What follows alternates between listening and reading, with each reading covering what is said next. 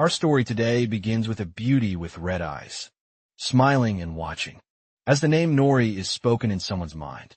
The beautiful girl's hand brushes the chin of a boy, and they seem to be underwater. She gets closer to him, their eyes meeting, and the boy begins to doubt. Was she really just a girl? The boy starts wondering who she was, until something red begins to spread through the water. His chest was stained red, and his shirt had a large hole. She had just pierced him with a dagger.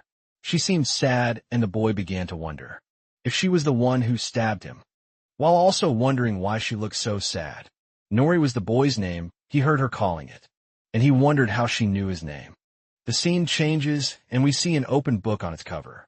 Someone was crying, and the title read, "The Cry-Baby Teacher Who Goes to War in Another World." A boy was reading in the back of his classroom, while the other classmates were having fun and chatting. He was isolated from everyone. The name of that boy was Takafuji Lee Nori, and he is our protagonist. He seemed to be waking from a dream, wondering if he had just dreamed about that girl, which seemed to be the case. It was the same day, the same place, the same behavior from everyone around him. While he read the same novel, a purple light began to emanate from the middle of the classroom, making him think that the day should have been just like any other. But it wasn't going to be anymore. The light exploded near the students, startling everyone, including our protagonist, until nothing else could be seen. Because of the brightness, Norris slowly began to open his eyes, still with some difficulty. He was on his knees, wondering what the hell had just happened. Looking to the side, he stood up and noticed another light, illuminating the place, which now seemed to be a beach. This light looked like a small sun. His thoughts were filled with doubt. He had been in his classroom just a moment ago. How could he be somewhere else so suddenly? The other classmates had also been teleported, and they began screaming in despair, wondering where they were. While the students were confused and panicking, the protagonist looked behind him without saying a word, trying to understand what had happened to them. A woman with a divine appearance appeared before the students and asked everyone to calm down, saying she would explain their situation. That place was the Path of Souls, a place known as the gap between worlds, and they would come to know her as the goddess. Confused, the MC simply watched and thought about what he had just heard. The other students around him were equally lost. Continuing, the goddess said, "They have been summoned to another world to become the heroes who would defeat the Demon King." No one understood what the goddess was talking about. This was all far too strange for them. Without further explanation, she said that soon their souls would be transported to the other world, called Burge in the Empire of Hyjin. She began to ascend into the skies once again, leaving them just as confused as when she first appeared. The only one who seemed to fully understand what was going on was Nori. This was basically the plot of a novel. He gripped the book still in his hands. The goddess's final words were that each of them would receive a gift. During the short time they could remain in that place, the goddess's hands hovered over each of the boys, and their reactions varied. But all of them seemed to be receiving some kind of power. The power she was granting was a special ability, compatible with the world they were going to. But they should be careful not to become intoxicated by it, disappearing right after she wished them good luck. And then we see the exterior of a castle. Inside, all the students from that classroom appeared, among many other people, warriors, and even the king of that place. A priestess, clearly exhausted and panting, began celebrating, saying she had successfully completed the summoning. Amazed, the nobles began celebrating as well, happy to see that their world would now be saved by the hands of summoned heroes. A firm voice called for silence, and we see that the one who said it was the king. He rose from his throne and thanked the boys for accepting to come to them in order to help the kingdom. But they didn't have a choice at all. Strange, isn't it? Introducing himself, the man said he was the Emperor of Hyjin. Lies in Hyjin, still grateful. Everyone there in the throne room kneels before that bunch of idiotic teenagers and asks them to defeat the Demon King. Nori notices all that pomp in their reception here. Everyone was being treated as if they were nobles. One of the students approaches the emperor and politely asks him not to kneel before them, like that with doubts. The boy asks if they will be able to return to their world. After this, someone approaches them, saying they will answer that question in the emperor's place. The priestess says that all of them can return to their original world, introduces herself as Asia. Continuing, she says that after a month, when the moon is full again, they will be able to return to their world. Those who do not wish to fight against the Demon King can stay there in the castle until the full moon returns, so they can be summoned back to their world. This makes the MC think that this seemed to be just a tourist trip for some. A girl asks if that same amount of time will pass in their world. Priestess explains that they will return to the exact same point in time at which they were summoned, and their original world's timeline will not change. Nori becomes very suspicious of all this convenience and starts wondering what the catch was. Asia asks if anyone there would like to return to their world after the month passes, saying that whoever wants to go back will not be stopped. Even so, she makes one last appeal for those kids to save their world. A solitary tear runs down her face as she asks. The MC thinks this is the moment when someone should step forward as a self-centered hero who will motivate everyone to follow him. Like in the cliché, no one seems to have moved a single muscle, and Nori wonders if no one would be that kind of person. The boy with glasses apologizes and says that making this decision immediately is too difficult and asks them to give everyone a month to think about it, observing silently. The MC thinks that everyone there was being quite sensible before making that decision and says he feels the same way. Decided, the emperor says they will have this month to decide whether they will stay or return to their world. But today is a day of celebration, and everyone should enjoy it. That excites everyone, and the fat guy in the room even starts drooling from excitement. Relieved, the NC thinks they are being treated very well, and they will even be able to enjoy the cuisine of another world. But all this kindness makes him suspicious. He starts imagining that the food there might have all kinds of fantasy ingredients, like dragon eggs and things like that. A magic circle appears on the ground. Beneath everyone's feet, he knew something was off. The MC looks at the ground confused, not worrying too much about it. He starts thinking about the conveniences of having a teleportation system, like that their logistics must be better than Earth's. Pensive, he begins to say he's quite excited to see everything in this world. One of his classmates approaches him, a bit nervous, and he looks back to see what it is. The boy was going to ask why he was the only one with a magic circle under him, but it starts glowing even brighter. Quickly, the MC realizes something is wrong, but it is already too late. He was back on the path of souls. This place was already familiar to him. A voice greets him, saying this is the path of souls. The voice was about to introduce itself again as the goddess, but she stops talking when she sees the MC. He greets her, saying they have met again. Confused, she asks if he hadn't passed through there just recently, and he confirms. Ending the chapter, the goddess is bewildered, wondering why this is happening. Sitting on the floor, he asks her if this means he will be summoned somewhere else again, and she replies that probably yes.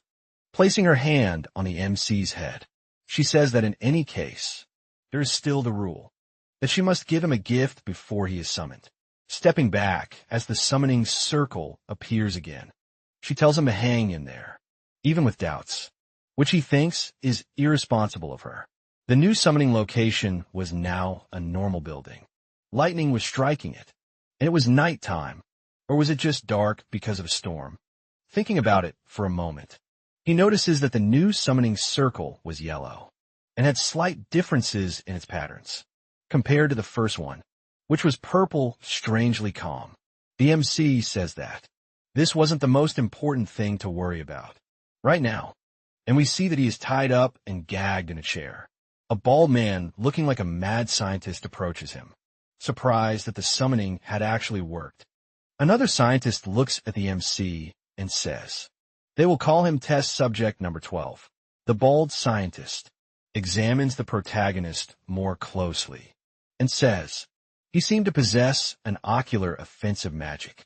Sans signe danger. Nori realizes that being called a test subject was not a good sign. This summoning ability seemed far too dangerous for so many worlds to be using it. The two lunatics were excited about the MC and already wanted to perform experiments on him, then began picking up some very strange tools to use on the boy. It wasn't hard to see that those two were completely insane. Nori thought with a scalpel in hand. The mad scientist says, he will conduct an experiment on his magic eye. If someone said that where I live, they get beaten up.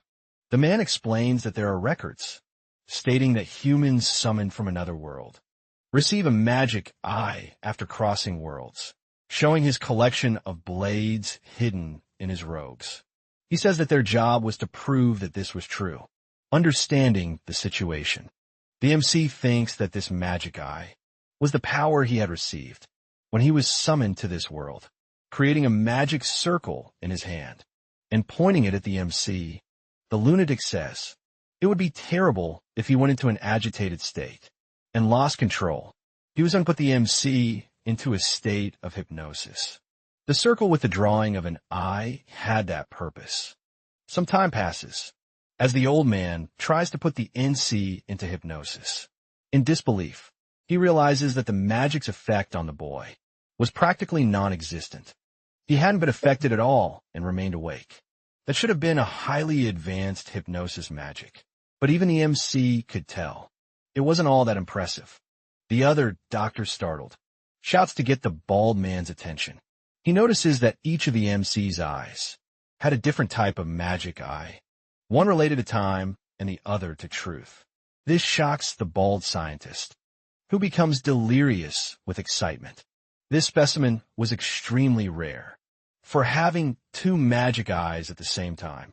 Decided, the old man says they will proceed with the experiments, even without hypnosis, and orders them to start the tests immediately. Awake, the MC thinks this was complete madness.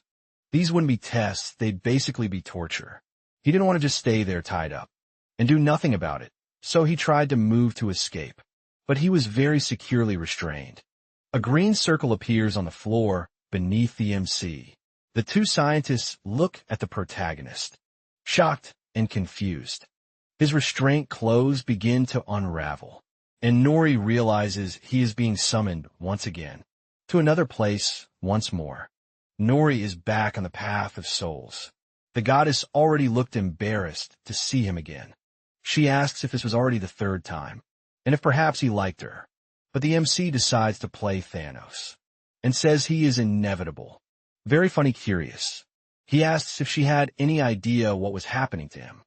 Thinking for a moment, she confesses that this is the first time she's seen something like this happen, and says she'll tell him when she has more information about it. This leaves the MC even more concerned. Were they still going to meet more times? What kind of incompetent goddess wasn't omniscient? Once again, he seems to have been summoned into a medieval place.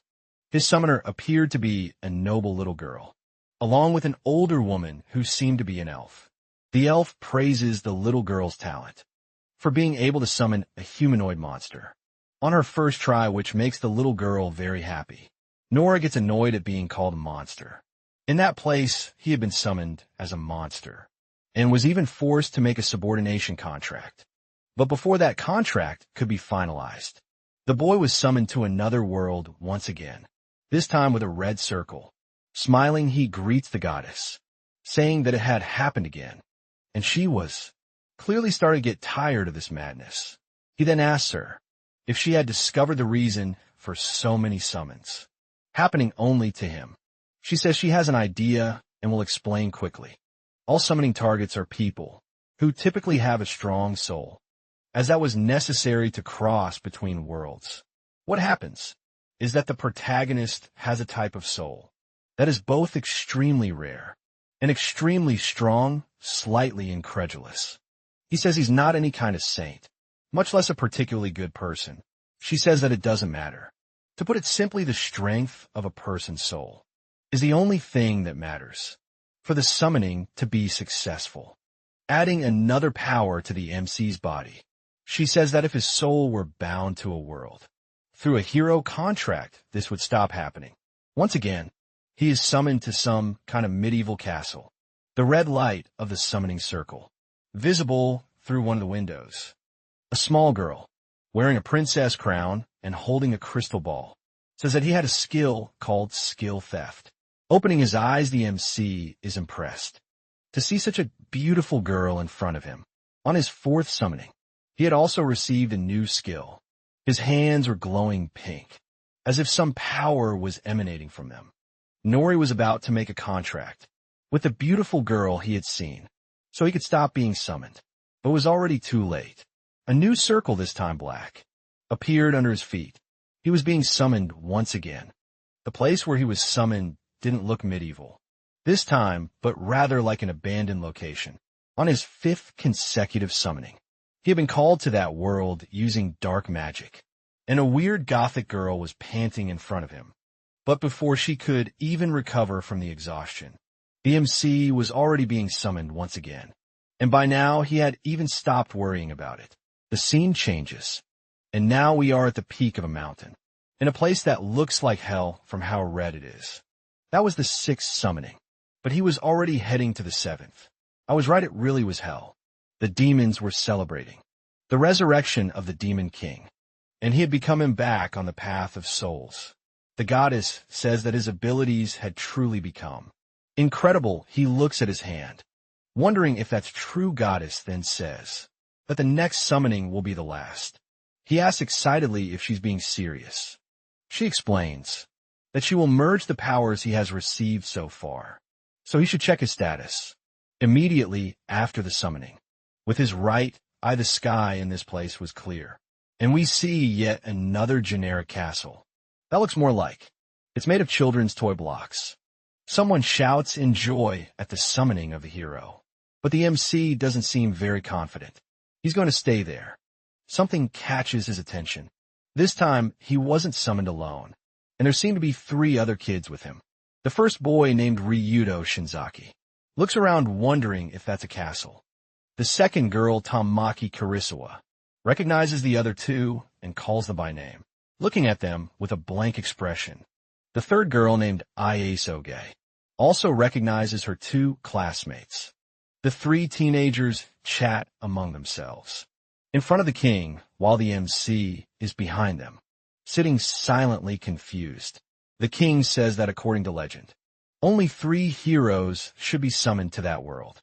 This catches the protagonist's attention. He starts to feel depressed, realizing that 4 people have been summoned there, and they all seem to know each other, which leaves the MC excluded. Furious, the boy shouts, wondering why he was the only one to be summoned randomly until now. Why had this only happened to him?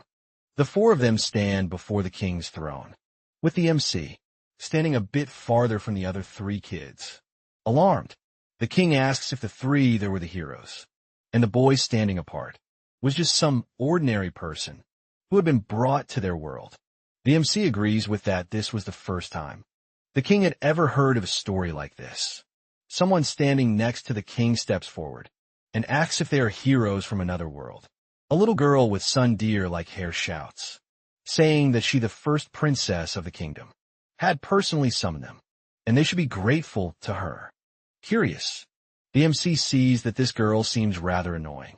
Excited, she shouts that this was their country, the kingdom of the rising sun, while the king rests his head on one hand as he sits on the throne. The princess explains that in this world, there are humans, demi-humans, and demons, the latter being the natural enemies of mankind. Led by the demon king, they created a nation and are invading human lands, causing massacres and spreading terror. But what a generic is the Kai's speech still explaining. She says that this is why the Makard Empire, the leaders of the Human Federation, petition all the reunists to summon the heroes. However, only women with royal blood have the power to summon people from another world. In this case, that summoner was her. Each country would have to train the hero they summoned, creating an army of heroes to fight against the Demon King's hordes. Pleased with herself, she asked if that wasn't a brilliant plan. Expecting the others' approval, Nori had realized that this strategy was terrible because they focused on quantity instead of quality, hoping to win by sheer numbers. Finishing her speech, the princess ordered them to grow stronger, to defeat the Demon King. In the name of the land of the rising sun, Nori found that name laughable. Stepping forward, Shin Zaki asked if he could pose a question to the princess. Curious, he asked the same thing the MC's classmate had asked. Was there a way for them to return to their original world? The question caught the girl off guard, but her answer was simple: there was no way to return, which shocked the three unfamiliar students. In an irritating tone, she remarked that they should be grateful for the opportunity to become heroes of the world, instead of wanting to go back home. Annoyed, Nori thought this was ridiculous and should be written in the terms of use of the kingdom of Hagen King, then told them to place their hands on a tablet to confirm which heroic blessings they had received. Upon arriving, an acolyte wearing purple robes approached them, carrying an object that looked like a stone tablet. Watching from a distance, the MC waited for the other boys to test their blessings. First, Shinozaki had received the blessing of Limit Break. Aoi Asagai had received the Magic Barrier. Tamaki had received Magic Affinity. Then it was his turn. Inori placed his hand on the tablet, and it revealed that his blessing was Detection. He had a blessing just like the others, so he couldn't be considered a random nobody, and that seemed to leave the king a little confused. Even so, this ability didn't seem all that great. We have to become some kind of rogue in this story for it to be useful sometime later. The four boys were put to the test to measure their magical and physical abilities. Ryu had demonstrated some superhuman abilities. During the physical tests, he could cut through logs with no difficulty at all. Away showed extraordinary results in magic measurements, as did Tamaki, who also achieved results beyond those of ordinary humans. For the protagonist, there was nothing to show. Even though he had magic, he didn't seem to have any particularly impressive talent with his blessing. He couldn't even demonstrate physical strength. It seemed to have actually worsened from the repeated summons he had been through. To be honest, it was embarrassing for him to be weaker than even the girls. But it didn't matter much since they were all heroes. That night, they decided to gather in Ryu's room to plan for the future. MC entered the other boy's room, noticing it was bigger than his own. Tamaki asked why the protagonist was there. He wasn't even one of the heroes, so it didn't make sense for him to be there, since he wouldn't help with anything. Those words were sharp, but he preferred not to say anything. She seemed to have a bit of a Tsundere personality, because she quickly said it wasn't like she was worried about him, even though she seemed to be sighing in relief. The MC simply thought she wasn't very honest. Ryu replied to the girl saying that the protagonist's detection ability was actually quite important. Observing silently, the MC noticed that each of them seemed to have a certain level of respect or regard toward him. Continuing, Ryu said that in terms of combat, the protagonist was very weak, but Aoi's magic barrier should protect him. Without problems looking at Ryu, Aoi said that if he thought so, then she would accept his command. She seemed to be in love with him, and was quieter and prettier than Tamaki. Either way, he realized that all three of them were actually very attractive, as if they had already won in life. Tamaki changed the subject and asked if it was really fine for them to stay in that country. The other two boys couldn't answer. They stayed silent. Reeve said that the country wasn't bad. They were treated well by the nobles. Finally, the protagonist spoke, asking Tamaki what her problem was. In her hand was a notebook, and inside, it was a warning that they were being monitored, so it was better not to say anything suspicious. Shocked, the other three boys immediately fell silent. He gave a smug smile. His detection blessing was really starting to prove extremely useful to all of them. It was great to know that the ability was convenient. He could sense the presence of any creature nearby, even through walls, for example. Right now, he could feel the presence of someone listening to them. Through the door, he had sent the maids away from the room. When he arrived there, because their meeting would be very private, there were only two possibilities after that. Either the maids had come back to listen, or someone else was spying on them. The MC keeps writing. Inori asks Aoi if she could create a soundproof barrier. It wouldn't hurt to test it. The girl nods that she will try as he asked. Raising her hands, a green barrier begins to be conjured. From that point, she was making a great effort to create that barrier. Quickly, Aoi says that it's working as the MC wanted, but she still wasn't strong enough to keep it up for long. Rue becomes visibly excited and thanks the girl for her effort, which makes her very happy. The MC watches this scene a little irritated, preferring that this flirting between the two stay outside the barrier. Annoyed, Tamaki asks why they were listening to their conversation from behind the door, but the MC explains that things might not yet feel real. To her, the power they possessed as heroes was a threat in that world, as they could easily take control of nations. It was very clear why they were listening to their conversations. Furious, the girl complains that they were summoned there against their will, and Nori explains that the country was probably in desperation, leaving the other two confused. The MC still wasn't sure, since he didn't know the terms that world used, but he believed the country was on the verge of financial collapse. On one hand, the king was taking a very big step by being involved in this, and the number of guards and vassals in the castle was small. Tamaki says she noticed the same thing, but at least their food was really good. It had plenty of garlic and spices and tasted great. Thinking about it, the MC wonders if it really tasted that good, or if his palate just wasn't used to that cuisine. Inori says that the room was still too simple for someone who should be considered a hero, even if it was bigger than his. Remembering his first summoning, he notes that compared to the first castle, this place was extremely plain. Quickly, he says they need to consider the possibility of having to leave that place, so they need an escape route. With his detection skill, he could avoid the surveillance network and then figure out how to return to his world. The MC explains that the four of them were probably the only hope for that place, so they wouldn't allow their only hope to leave, even if they said there was no way to return to their original world. They could be lying, though. It was probably not a simple process. Ryu says he thinks the same. They were still weak and ignorant about that world, so from now on they needed to stay alert to the situation they were in.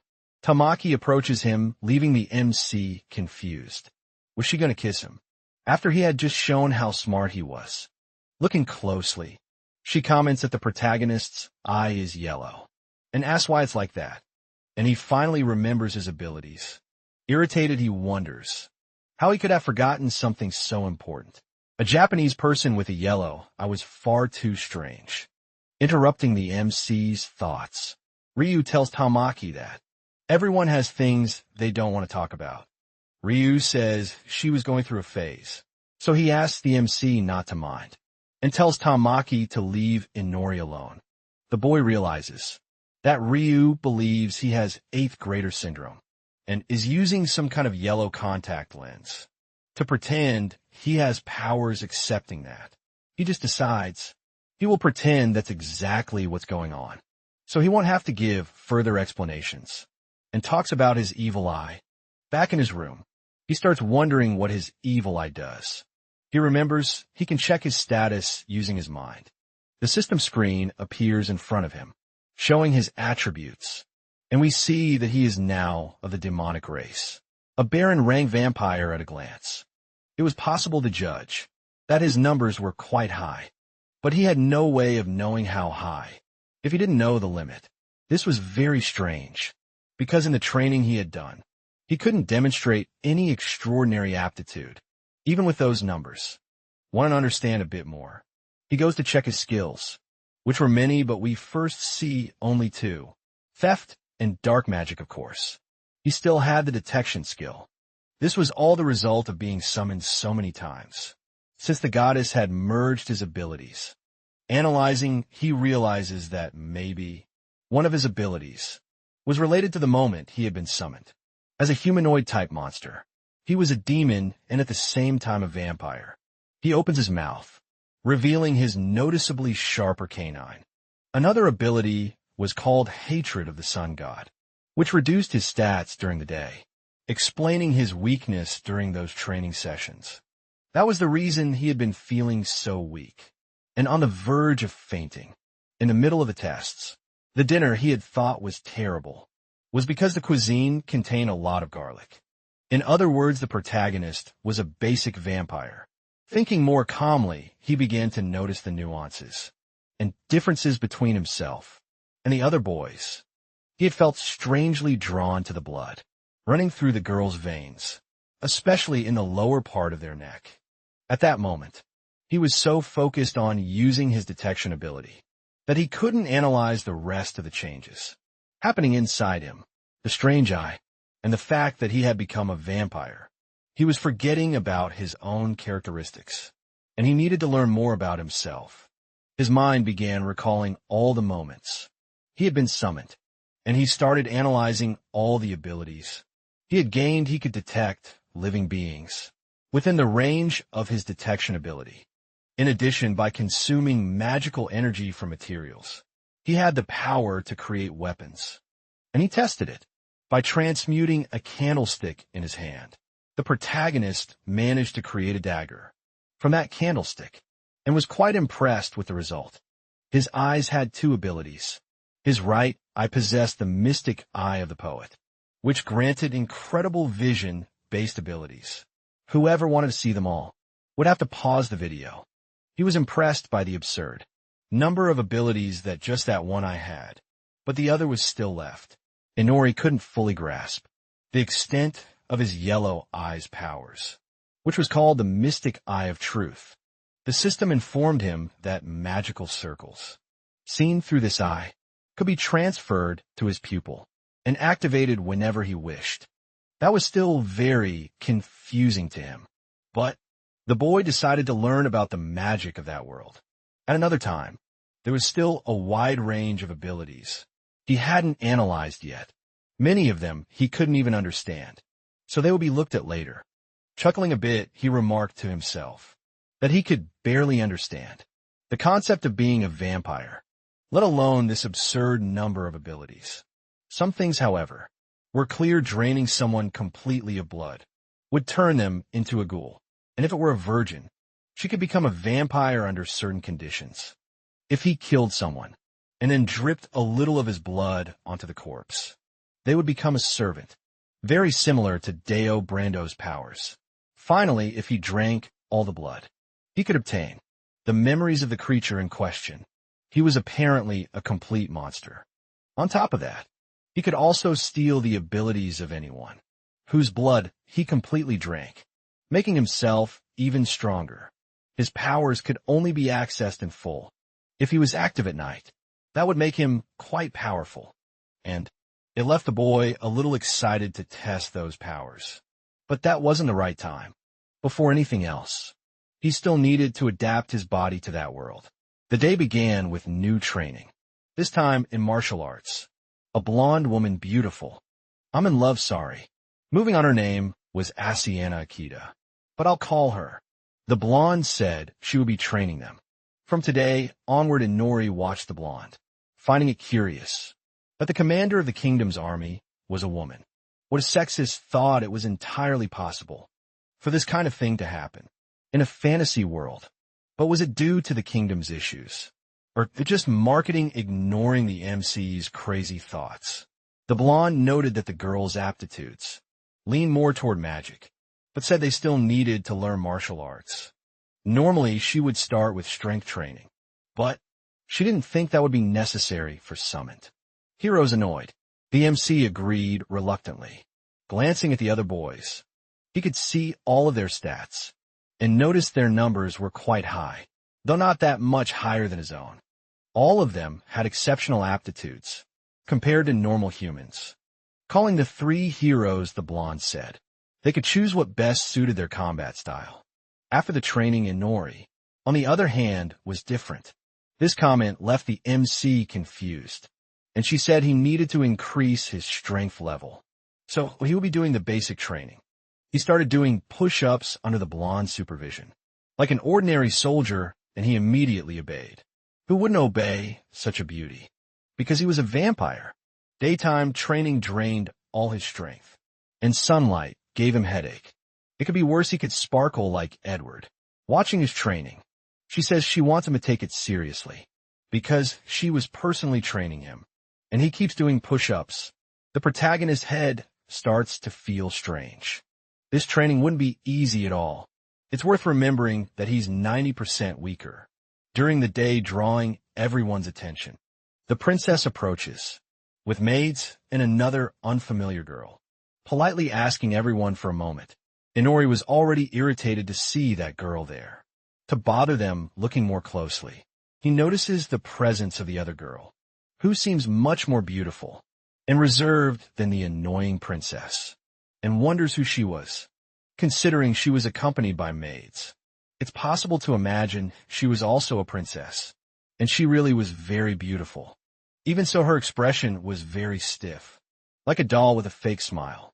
The commander approaches the two and greets them, politely asking what brought the princesses there, taking the opportunity to rest a bit.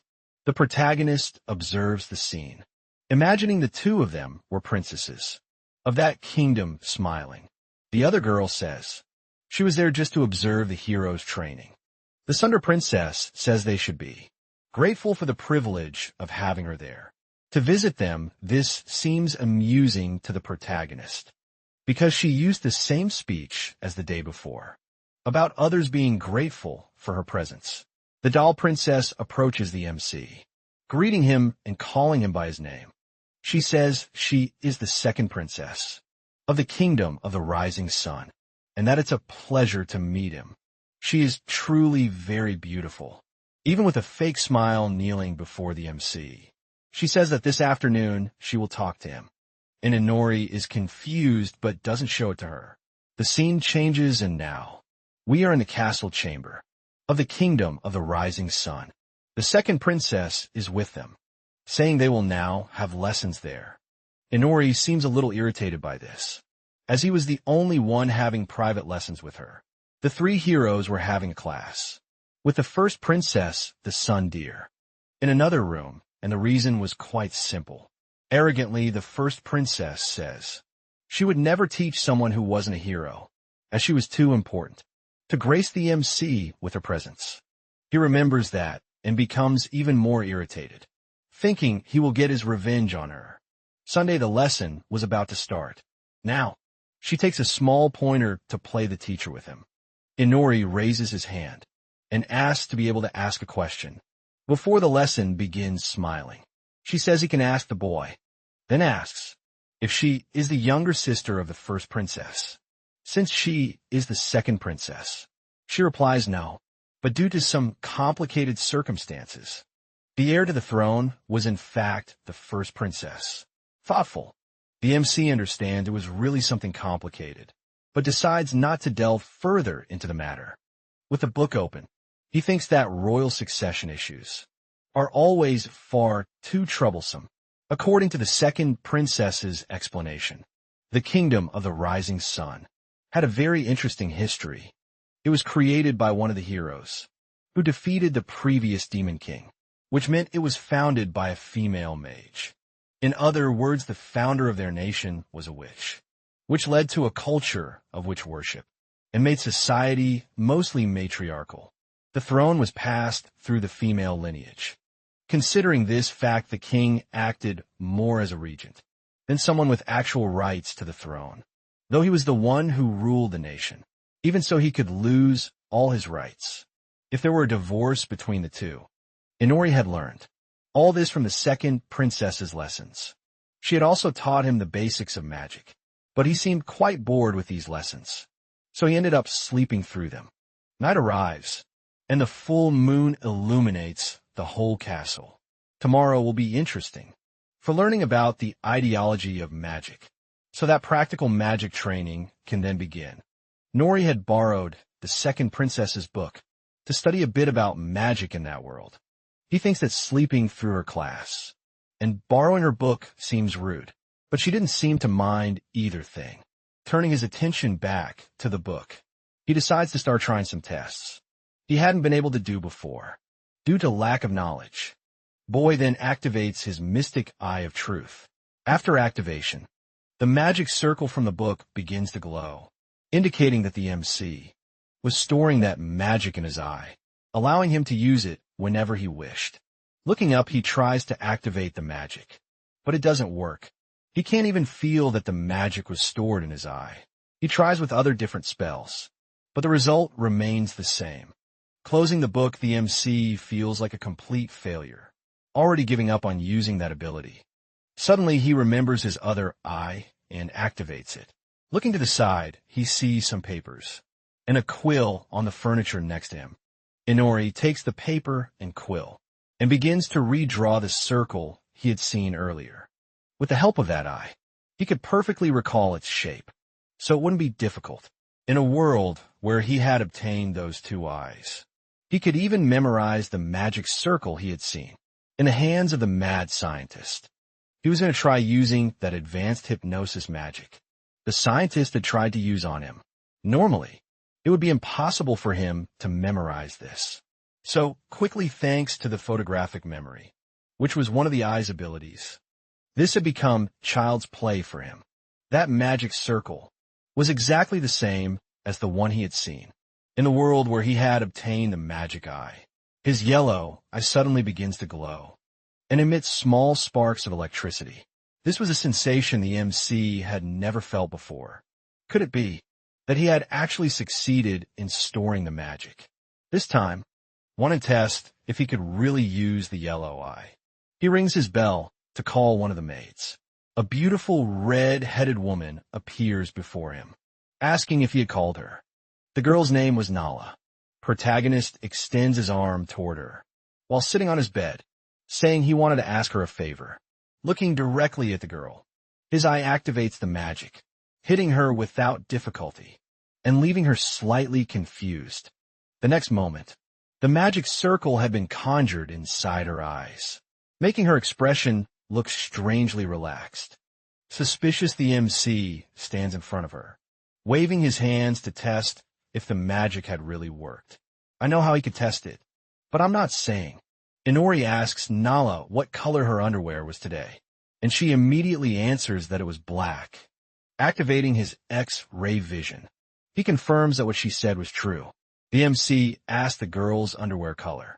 Without hesitation, a man of culture, he then starts thinking about how he managed to activate the eye of truth and the hypnosis ability while the girl was still standing there.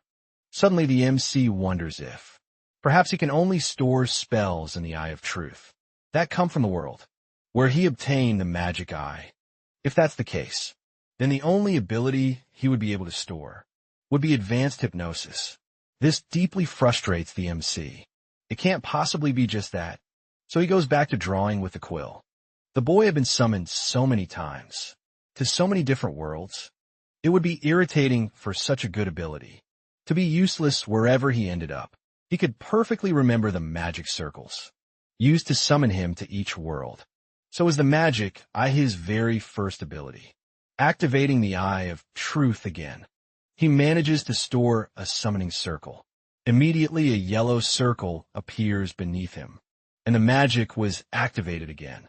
The protagonist is then summoned into an unknown place, a clearing in the forest, near the capital city where he was. He uses a combination of the abilities of both his eyes. With this, he could travel to that place as many times as he wanted. It was nighttime, and the MC decided to test the various abilities he had. At that moment, when his powers were at their maximum potential, placing his hand on a wall, he activates his dark magic. The objects he touched begin to be controlled telekinetically through the magic, without any effort on his part. Any substance or inanimate object could be dominated by the power of darkness he possessed. He could also store these objects inside his shadow, although he couldn't influence undominated objects, using the ones he had already dominated. If he stopped the domination, he could still influence them. This power was strange in the MC's opinion. He couldn't decide whether it was convenient or not. In my opinion, telekinesis is very convenient. His shadow had another ability, involving dark magic and movement. He could use his shadow as a portal between shadows, and move easily between them, which is completely broken. Don't you think this was amazing? And the internal space inside the shadow universe was quite spacious. Now, it was time to acquire new skills. BMC uses his dark magic to telekinetically pick up a stone. He begins using his weapon creation skill, which makes the energy that was once purple turn yellow and reshape the stone. A shining sword appears in his hands, and he wonders if this will be enough. Inori remembers the training from that day, when he had used his mystic poet eye and memorized all the movements of the army commander. His goal here was to reproduce them exactly. In order to train properly, the boy repeats the movements constantly, practicing whenever he has free time. At some point, something happens to his body. He feels a click, and it's perfect. The system window appears, informing him that he has gained a new skill. Swordsman level 1, it was clear that I could be used in the world he was in, but not in the way he had imagined. But now he needed to level up. Running through the forest, he stops behind a bush and begins to observe an animal in front of him. Watching carefully, he can't identify what kind of creature it was, so he assumes it's just a common monster. Using his eye, he activates the identification skill and is able to see the monster stats. It had no name, but was of the bird type. He's startled by the monster's attributes. Of what catches his attention is the term Kecho, which was a specialty of the kingdom of the rising sun. In this case, Kecho was the monster species, and its feathers were even used in the castle's pillows. He wonders how people from that kingdom managed to hunt creatures as strong as that one, whether he should look for something weaker. To start with looking around, he sees there are other monsters nearby that even look weaker, but they weren't. All of them had average stats, between 500 and 600, and some even had numbers much higher than his own. There were only two options. Either the monsters in this area were exceptionally strong, or he was simply too weak, which was the truth in close combat. He might be able to defeat them, but in the not-so-remote possibility of facing several at once, it would be far too dangerous for him. Deciding to retreat for now, Inori heads back to the castle. At that moment, the sound of footsteps and shoes could be heard inside. Looking back, the blonde commander lifts her lantern to see who was behind her, closing her eyes in resignation. She greets the second princess. Apparently, the girl was outside her room without her guards. Even inside the castle, she could still be in danger. Without wasting time, the second princess says she wants to speak with Igiana about the fact that Inori and his group weren't using magic tools in training. The commander confirms it. The other three used normal weapons, while the MC focused on physical training, which she believed was the best option. Interrupting, Igiana Princess asks if it wouldn't be better to just explain to him about magic tools right away, since he would use them, eventually agreeing. The blonde says that magic tools can, indeed, make someone stronger, but relying entirely on that power was dangerous. At that moment, it was crucial for him to first build his physical and mental strength before depending on anything external. Only then would he be truly strong. The second princess stays silent for a moment. The next instant, she smiles and says she understands her reasons, apologizing for saying something unnecessary to the strongest person in humanity. Adriana notices a small change in the princess's attitude and says she wasn't smiling like she usually did. This catches the girl off guard, but she says she's still smiling even now, as she turns away to hide her face. Curious, Gianna decides to ask the second princess, whose name they still don't know, what she thinks about the first princess. Looking at a portrait of the first princess, the second princess says she was obviously someone more suitable for the throne because of her qualities suspicious. The blonde asks if those are her true feelings. and the girl asks what she means by that, carefully choosing her words. The second princess tells the blonde that no one ever knows where ears might be listening here. If she said something bad about the first princess, she could end up being punished for blasphemy.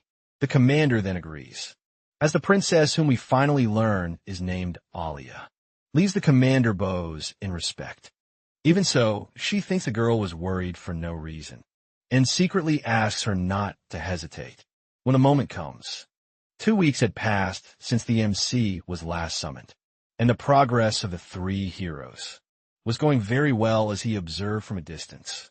Rito was still deciding if the best weapon for him to use would really be the sword, and so he continued his training with it. Tamaki was learning magic techniques with a type of staff, since she also used it as a blunt weapon, which was unusual. Eloy was training with a bow and arrows. Normally an archer would need someone to defend them, so they wouldn't be vulnerable, but she had no such problem. Watching the three train in such unconventional ways left the MC quite impressed. They might not be as useless as the heroes from Tate no Yusha. Ryudo was specializing in close combat. Tamaki was using a hybrid strategy, able to attack both from close and long range away, was fast, and could move easily without becoming vulnerable. The trio was very well balanced. The MC's martial arts training had started only a few days ago, but he was already specializing in daggers and throwing knives in addition. He was also seeking to specialize in camouflage and trap disarming. Complete rogue, this made him wonder if the kingdom's plan was to turn him into a scout for their army, and he thought his detection ability was perfect for that. Speaking of abilities, he had been working to level them up on his own, at night hiding from everyone else. After much training, he had developed several combined uses for his abilities, such as remotely controlling the weapons he created. With this, he could throw a stone far away, and by the time it reached the target, it could already have transformed into a blade, to eliminate it easily from a distance. It was interesting to see how much stronger his abilities were at night compared to daytime. This whole vampire thing was complicated. Looking at the moon, he wondered if this hatred for the sun god would fade. As he leveled up for now, he decided not to think about it and focus only on strengthening his abilities, starting to train his movement through shadows. A chicken-like claw appeared walking, and we saw that the bird-type monster was near, where the MC was feeding on fruit. Without the monster noticing, Inori approached it with impressive speed. In an instant, the MC emerged from the shadows and charged at the giant bird. Shrill cry echoed through the forest, but no one besides the MC was there to hear it. Coming straight from the shadows, Inori had used his weapon, creation and darkness enhancement powers, creating an imprisoning ability called Black Death Silk. The monster was completely bound and immobilized. Quickly, the boy forced the monster to look directly into his eyes and activated his hypnosis ability on it. Caught in the trap, the monster was hypnotized by the MC with ease. He was quite pleased to see that his ability didn't work only on humans. Inori approached the monster carefully. He could see that he could combine his abilities in countless ways. Living creatures could not be controlled with dark magic, so he took a knife and killed the creature right there. After it was dead, the MC could control the monster and move it as he wished using dark magic, and then he stored it inside his shadow. The MC then decided to enter as well, descending to the ground of this shadow dimension. He had already tested this before, and things were working as he had imagined. In that place, he didn't have to worry about other monsters, so he opened his mouth to drink the blood of the slain monster.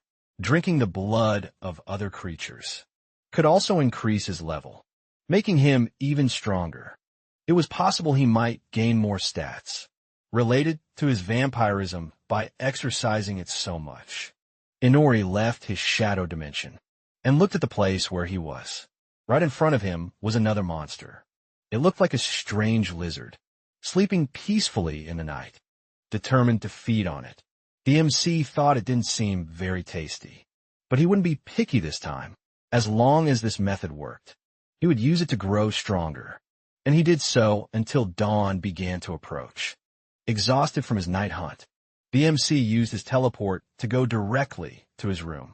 To rest, he had been doing this for several nights. The red-headed maid arrived in his room, calling for him to wake up.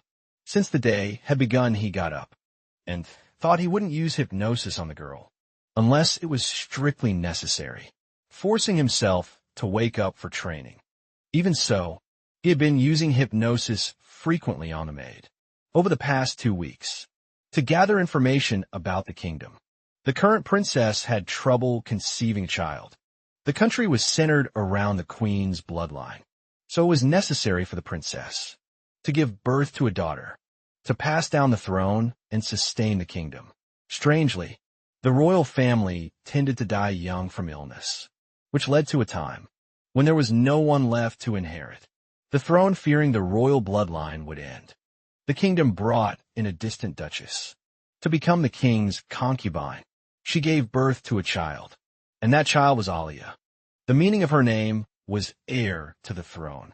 By working hard and being diligent, she managed to earn the support and love of the entire kingdom's population. Unfortunately, when Alia turned 7 years old, a daughter was born to the queen, who was the king's official wife. The name of that child was Amanda, which meant beloved. This name was given because she was deeply loved by the queen and had also inherited her magical powers. From that moment on, Alia stopped receiving the education to become the throne's successor, an abandonment that is brutal for a child. When Amanda turned 7, she became the first princess. Unfortunately, this made Alia's name lose its meaning, as she no longer had the attention or support of anyone for the throne's succession. Still a child, she began withdrawing from the presence of the nobles and isolated herself, ignored by everyone. Single and abandoned by the queen, she began living a suffocating life, trapped inside the castle like a doll. Nothing more was expected of her, and this made the protagonist identify with her. Alia calls Inori to wake him up. She says that knowledge is extremely necessary for survival. If he keeps sleeping like this, there's no point in him continuing to have lessons. Irritated, she asks if he had been learning to use his detection and concealment techniques better. In martial arts training, he might not have magical talent, but he had a gift in that area. The MC watches her silent and disinterested, remembering he commenced to himself that he couldn't use almost any type of magic belonging to that world. Even the simplest people could use magic. In other words, he was one of the rare people who couldn't do so. We found a new asset in the world. The captain of the guards was a very busy woman, says Alia, and the fact that they were making time to train him was because they valued the MC. Disbelieving in Nori says this was probably just because he could be a bonus to the heroes. Irritated, the girl slams the table, saying that he can become stronger, so he shouldn't think he doesn't need to make more effort. These words leave the MC without a reply. Alia stands up again and orders the protagonist to follow her. They descend a spiral staircase, as if heading towards some kind of crypt or dungeon. Reaching the bottom of the stairs, the sight before him leaves him speechless. A huge door with a strong glow coming from it stood before them, and Alia was opening it. She informs him that today, instead of having normal lessons, they would be using that room. Alia asks how he feels about the current situation, being called weak even though he's a hero. Shouting angrily, she asks if that isn't pathetic. The MC, shocked, doesn't understand what was happening. Why had things suddenly turn out like this? Perhaps because of her past failures. The second princess felt this way. She had spent years hiding her emotions, which earned her the nickname Doll Princess. But now she was clearly showing her emotions to him. Would she do this in front of others? The lighting inside that room was very bright. There was purple light emanating from the ceiling through a magic circle, and the two of them enter the place.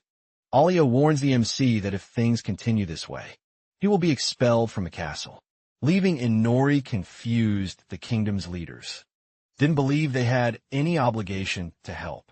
An incompetent who made no effort. Inori still doesn't believe her words and says that his detection skill was far too useful for him to be discarded.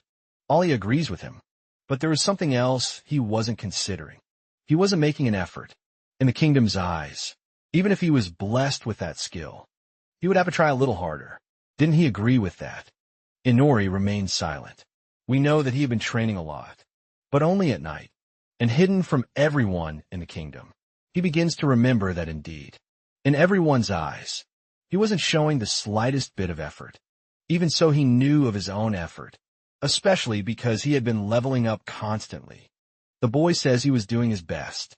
He wasn't a hero in the same sense as the other three, and he also had no talent for studies. This was the best he could do. Alia then changes the subject and says that the room they were in had a magic barrier protecting it. No one would come there, no matter how much someone screamed. The MC then asked her how to open that door, but she was already behind him. Furious, the girl lifts her leg and kicks the protagonist in the back. The boy is thrown against the wall, confused about what had just happened. Deeply irritated, she says that Inori's situation is not as hopeless as hers. If he were expelled for the castle, with his current abilities, he would end up being killed by the monsters nearby. He needed to survive at that moment. The MC realizes she was no longer the doll-like princess, who never expressed her true emotions and motivations. Standing before him was a proud and noble woman. Shouting, Alia tells the MC that he can change if he wants to. He just needs to pull himself together and act like the hero he's supposed to be.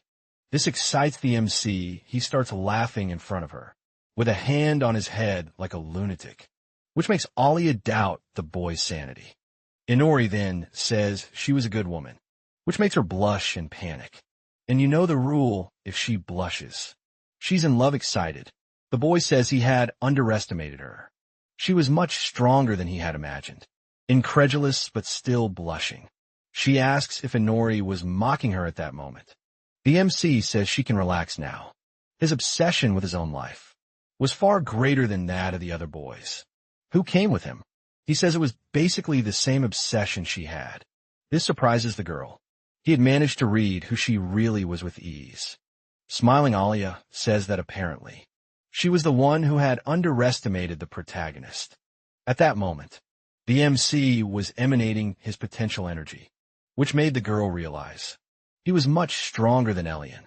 Inori agrees that he is probably on the verge of being expelled from the castle, and says he will think of a way to reverse it.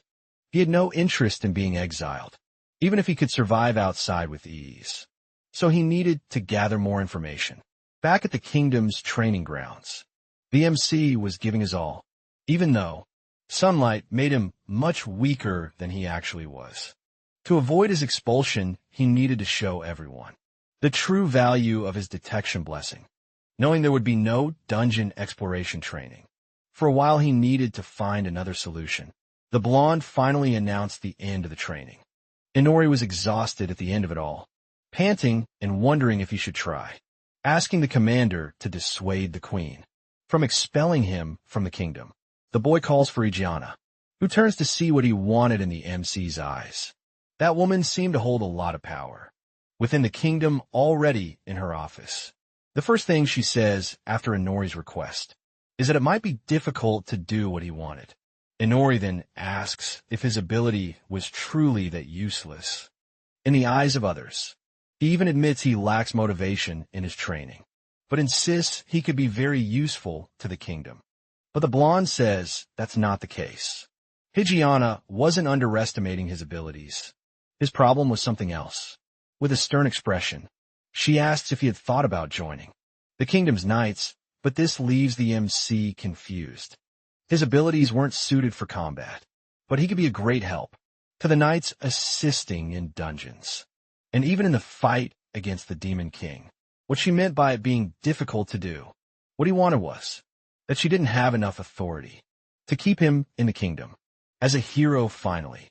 She explains that if he served the kingdom as a knight, instead of trying to be an accessory to the heroes, there might be a second option. If he could stand on his own, he might be able to avoid expulsion from the kingdom. Joining the knights would essentially mean being bound to the kingdom forever, and that could be a bit complicated in the MC's view. Bowing in thanks, he says it was a generous offer, but it was still difficult to decide on the spot. Standing up from her desk, she says she understands, but if he ever finds himself with no way out, he could come to her, and Nori asks, is she saying he can do that? After being exiled from the kingdom, facing away from him and looking out the window, she stays silent for a moment, but then replies maybe. With the kingdom's banner waiting in the wind outside, a few days pass and we are once again in the library, where Inora usually has his lessons. He was still very tired, and with his eyes closed and head resting on the table, he asks if the hero from the neighboring kingdom had arrived, sipping her tea. Our dear waifu replies that yes, and that tomorrow there will be a welcome party. Alia says she will have to attend, and because of that, there will be no lessons or training tomorrow. The MC says it's the first time he's hearing about it, smiling artificially once again. She says that those who usually sleep through lessons don't need to be there, and that should explain why. Annoyed, he says he understands, since he already knows. They're leaving him out on purpose. A huge reception takes place in the kingdom's surroundings. Green flags and soldiers arrive in a procession that seems to be from the neighboring kingdom, and they are greeted with celebration by everyone there.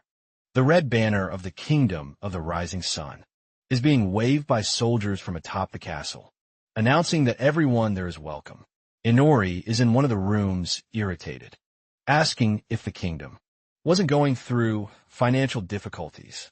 He wished he could take part, and wonders if he could slip in unnoticed. At an event of that side, the problem was that showing up at such a party would force him to explain to the dignitaries of the other kingdom that he was an abnormal existence in the hero summoning that led to any kind of investigation to figure out what had caused this abnormality. It could become a huge problem. Sighing in irritation, the MC says he's not particularly excited about watching all these happy people. Even so, he decides to activate his mystic poet eye and observe the castle with his ability. He can see the two princesses, beautifully dressed and cheerful, as they welcome the guest. Inori doesn't seem very excited to see the two of them, even if they were so well presented at that moment. Observing Alia's face carefully, he notices she once again has that doll-like expression. The food looks very beautiful and probably very tasty, which makes the MC somewhat wish he were there, eating and celebrating with everyone. He remembers how Nara had explained it. Part of the kingdom's financial problems were caused by this party. The queen is so focused on demonstrating the kingdom's power to other nations that she no longer listens to the king's advice regarding the prudent use of the kingdom's resources. The MC's eyes noticed the heroes from the other kingdom. There were 3 of them. One was a young woman who appeared very charismatic, wearing 2 braids, with a strong-willed personality and short hair. The other was a young man, whose face was obscured by his hair, and the MC thinks he might get along with him. Still observing, he tries to see who the 3rd hero was. It was a blonde boy who looked Japanese, and the MC decides to observe him more closely. To try to evaluate him, his name was Date Masayoshi, which makes the protagonist think. The name is a bit old-fashioned, but fitting for a hero. He looked angry and was shouting something at Ryudo, so the MC tries to read his lips to understand what was happening. It was shouting for them to bring Takafuji and Nori to him. Immediately, he wanted to challenge the MC to a duel. For no apparent reason. This one was clearly already unstable. Alia introduces Inori to Date. Everyone there was watching our MC, since he had been called over after the party ended. The boy shouts at Inori, wanting to challenge him to a duel. Once again, uninterested. The MC just looks at him without saying anything. Noah was understanding the situation they were in, The three heroes who knew the protagonist seemed shocked by what had happened. Meanwhile, the two heroes from the neighboring kingdom were completely bewildered and confused by Date's behavior. Curious, Nori asks why he wanted a duel with him. Furious, the other boy shouts that he wants to prove himself to the goddess. He wanted to show her that he was worthy.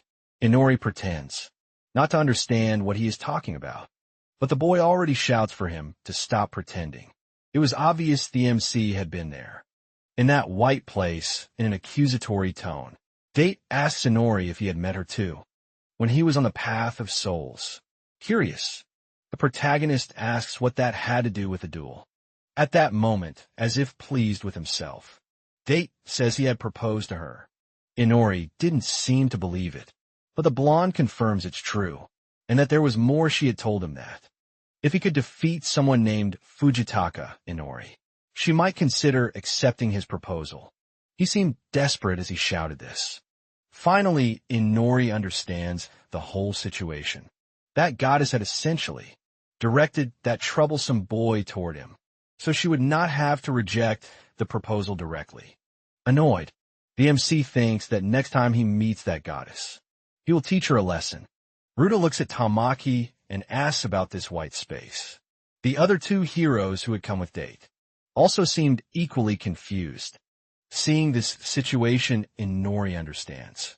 They had not been summoned in the same way. He and Date were, but explaining that would be too much trouble. He decides to go along with Date and pretend to be unaware, to avoid giving further explanations. Inori says he does not really understand what he is talking about, but will accept his duel, letting go of the boy's clothes. He becomes excited at this. The MC says they should decide the rules of the duel, which leaves the other boy exasperated.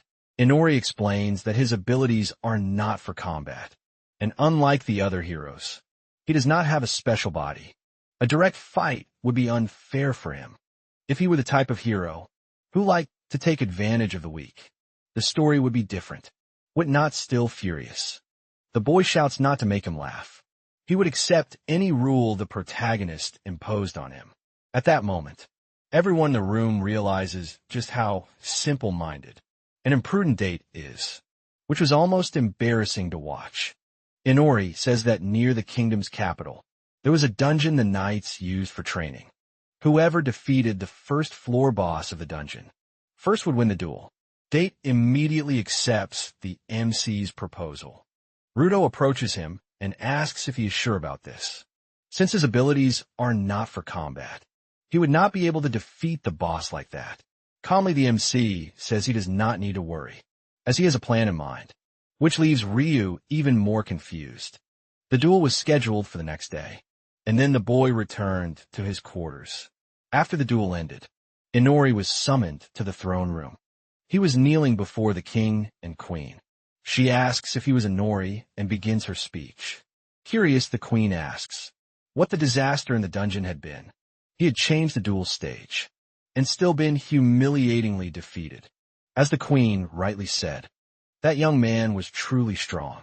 He cut down all the monsters with a sword technique, comparable to Igiana's, the first floor boss, had not even stood a chance against him, and was easily defeated. Meanwhile, the MC had to use his detection ability to avoid monsters' traps, and even the dungeon boss entirely. That duel had already been destined to be a complete defeat for the MC, and yet he had accepted the challenge. Queen continues saying that until now, he had been tolerated, despite being lazy and incompetent. He was only there thanks to the commander of the knights, who was trusted by the king and queen. But he had brought disgrace to the whole kingdom, with his actions that made her the queen, unable to accept the situation any longer. Alia watched this judgment, deeply frustrated, decided. The queen then informs Inori that from that moment on, he would be exiled from the land of the rising sun. What no one expected except me, you, and everyone watching this video, was that the MC was actually aiming for this result, and he was pleased with it. The queen says he had caused great harm to that nation. After hearing the queen's verdict, everyone present looks at the MC. Amanda seems satisfied to see he had been exiled. Aaliyah lowered her head and kept her eyes closed, while Adriana watched the scene. With an impassive expression, Inori raises his head and looks at the queen, and she asks if he had any objections to her decision. The boy then says yes, he had an objection, which surprises the queen. He then says that she had stated he had caused harm to the kingdom, and he asks what harm she was referring to. In that case, pointing her fan at the boy, she asks if he hadn't lost the duel. He accepted against date. The MC then confirms that yes, he lost the duel, but there was something more to it that she wasn't considering. Only one thing had been at stake in that bet, and that was qualification. The queen asks what he was talking about. Inori says that the duel had been held solely to prove that its winner would be suitable for a certain woman. That was the duel's true purpose. More importantly, he wasn't a hero, and his very existence wasn't even known to other nations. He wasn't someone who could actually tarnish the reputation of the kingdom, of the rising sun, or even Her Majesty's own name. To put it simply, this duel was nothing more than a mere farce. That rhetoric leaves the queen speechless furthermore. Even if he hadn't won the duel, it wasn't as if he had done nothing there. Two soldiers approach the MC. The queen continues to watch in silence, listening to what the MC has to say confident. The MC presents two large sacks before her, one on each side of him. He says to get prepared a small gift for the queen, and with the sack half open, the gold coins inside can already be seen. Pushing the sacks forward, an absurd amount of gold coins spill onto the floor before the king and queen. Amanda and the queen are completely shocked to see all that. Money bowing, the MC says this was a treasure he managed to find on the first floor of the dungeon to make up for having lost the duel. Picking up one of the coins near her, the queen shows she is quite pleased with Inori's actions.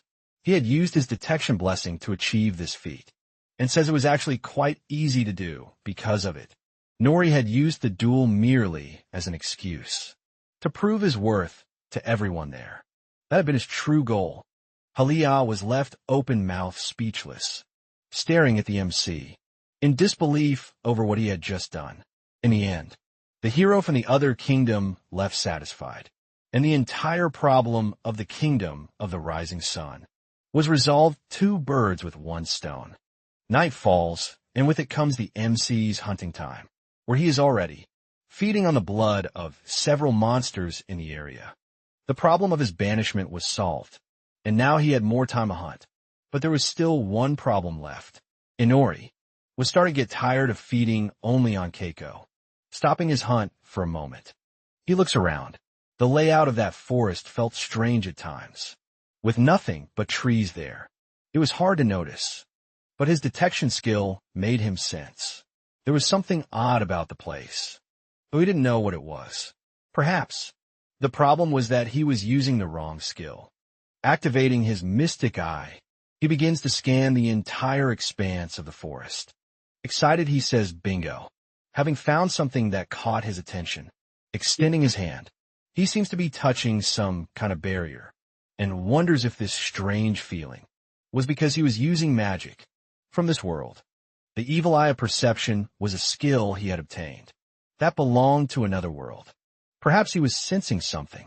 Could it be that deeper in the forest, he might find something even stronger than the Kiko? Crossing through the barrier, he decides to take a look around that place and see what he finds if anything happens. He can simply teleport back to his room, apparently tampering with that barrier. Awakened a different kind of monster. In that region, a blue eye begins to shine in the darkness. Would this be a great hunt for the MC, or just a pet we'll see in the next chapter? The chapter begins with the MC completely crossing the barrier. Now, he was in a totally unfamiliar area. He quickly notices something beside him and turns to see what it is. Several white wolves charge toward the boy, eager to tear him apart, and this startles the MC, using his magic to escape them. He thinks it's the first time he has seen magical creatures appearing in a pack quickly. He uses his deadly silk to try to trap the creatures, creating a web to capture them all at once.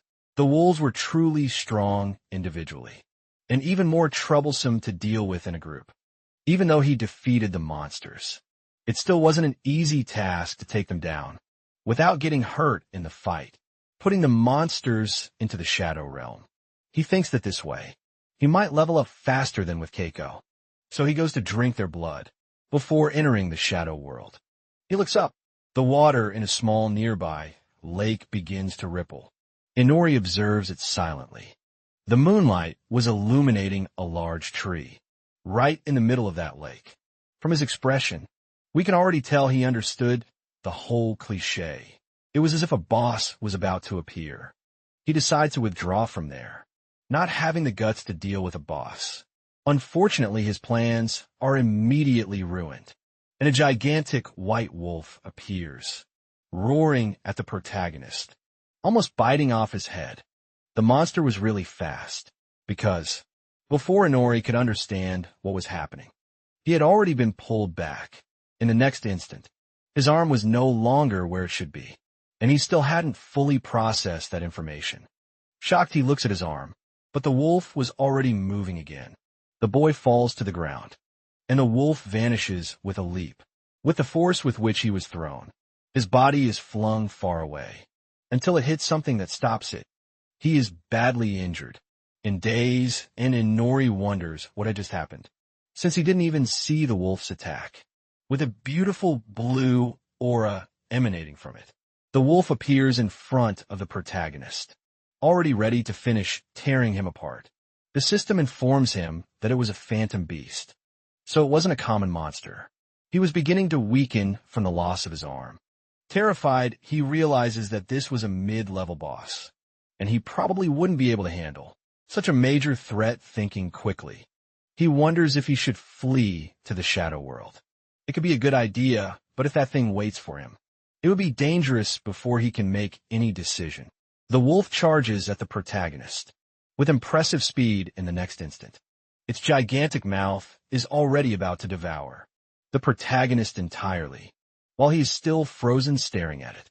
The monster then buries its face into the tree, where the protagonist had been, causing a massive explosion with the impact. Fortunately, he was no longer there, and the wolf realizes he had disappeared. Inori with his bat wings open, which had never been mentioned in the story until now, flying above the wolf, watching from above.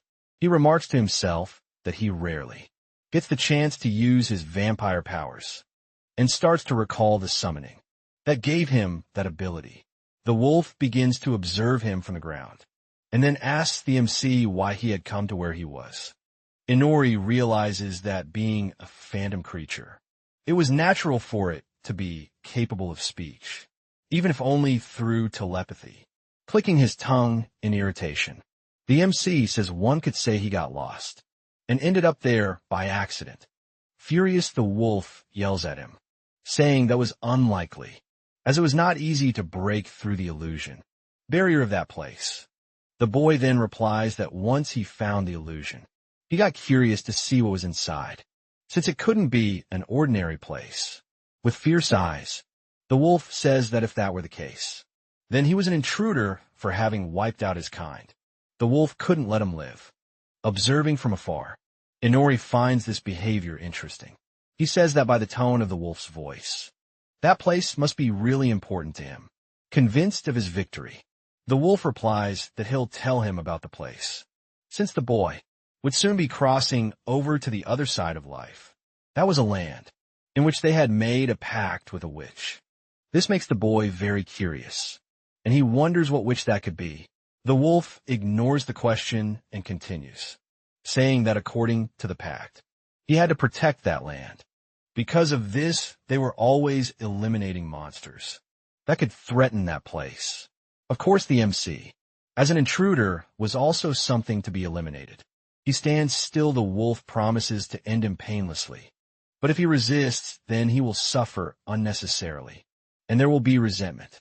A new arm appears to replace the one the MC had lost, and he wonders if that's because he's a vampire, though he finds this regeneration quite convenient.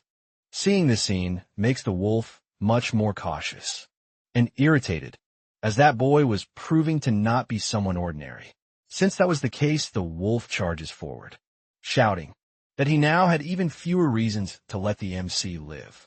The monster was truly fast, and he was already in front of the MC, which scares him, making him try to dodge as best he can. With overwhelming force, the impact of the wolf's attack explodes the ground, near where Inori was. Luckily, thanks to the protagonist poet's mystic eyes, he managed to dodge the attack. But even so, the wolf was very fast, and he would have to be careful. Flying the boy tries to distance himself from the wolf as much as he can to gain an advantage. He knew he wasn't as fast as the wolf yet, so he tries to create a path to confuse the monster and escape through the forest.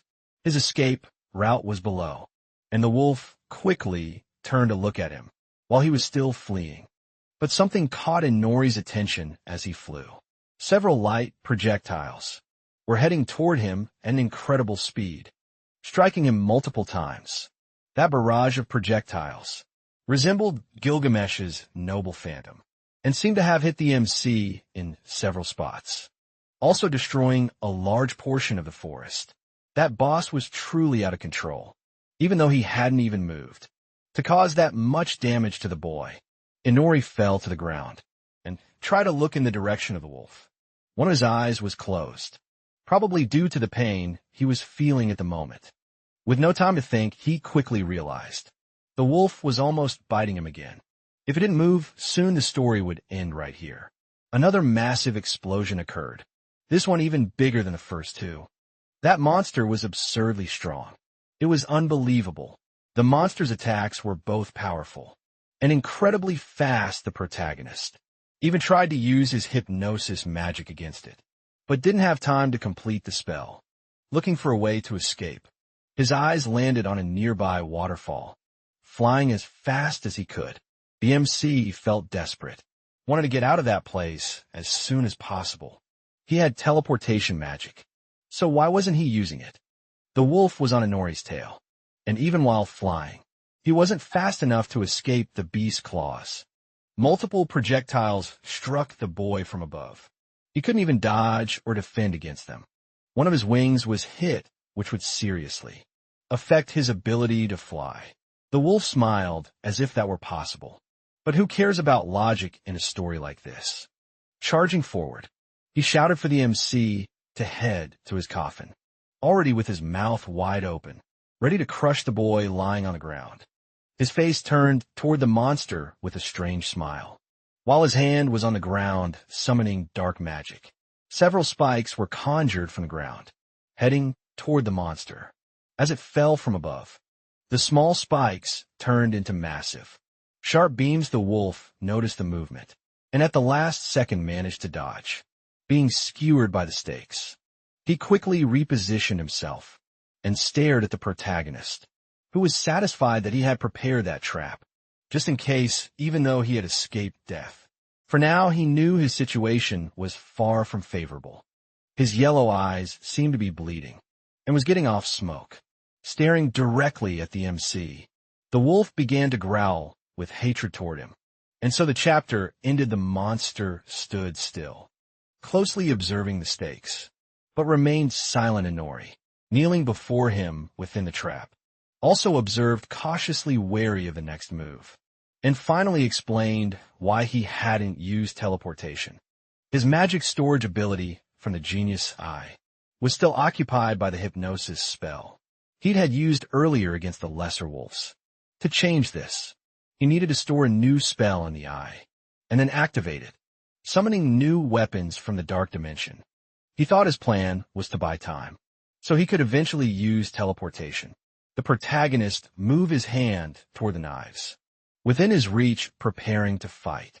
Still growling, the guardian wolf merely observed, but chose not to advance. Not yet.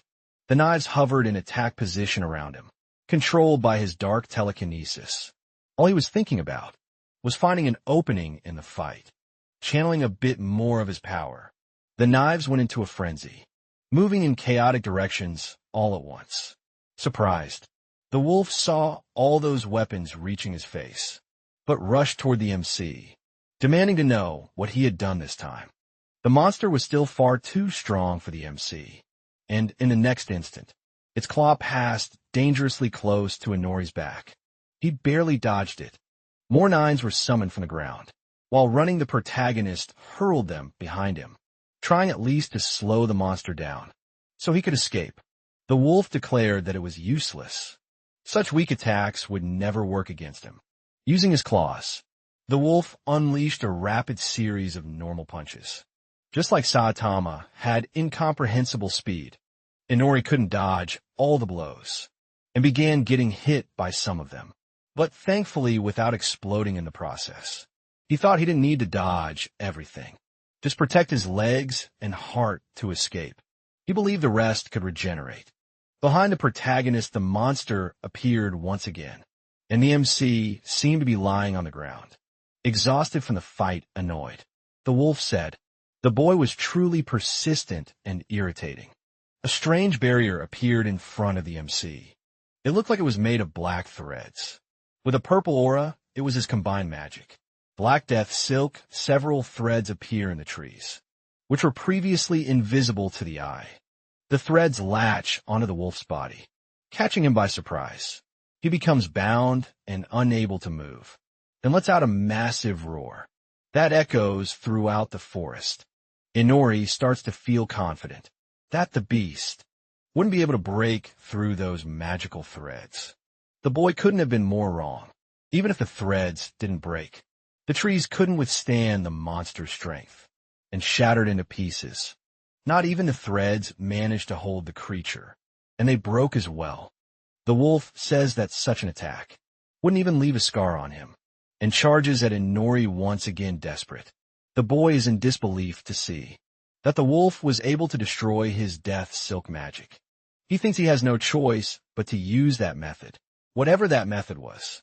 More projectiles are fired toward the MC, destroying several trees around him. But this time, apparently, he manages to avoid the shots. The wolf was nearly biting the MC's butt, but the boy was already using new threads in a different strategy, flying as fast as he can.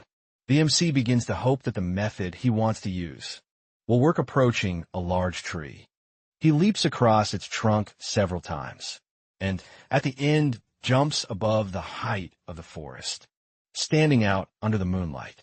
Looking up, the monster simply says, the MC is an idiot for trying to flee by flying higher. Now that he's an easy target, he could simply jump toward the boy, who would have no way to escape.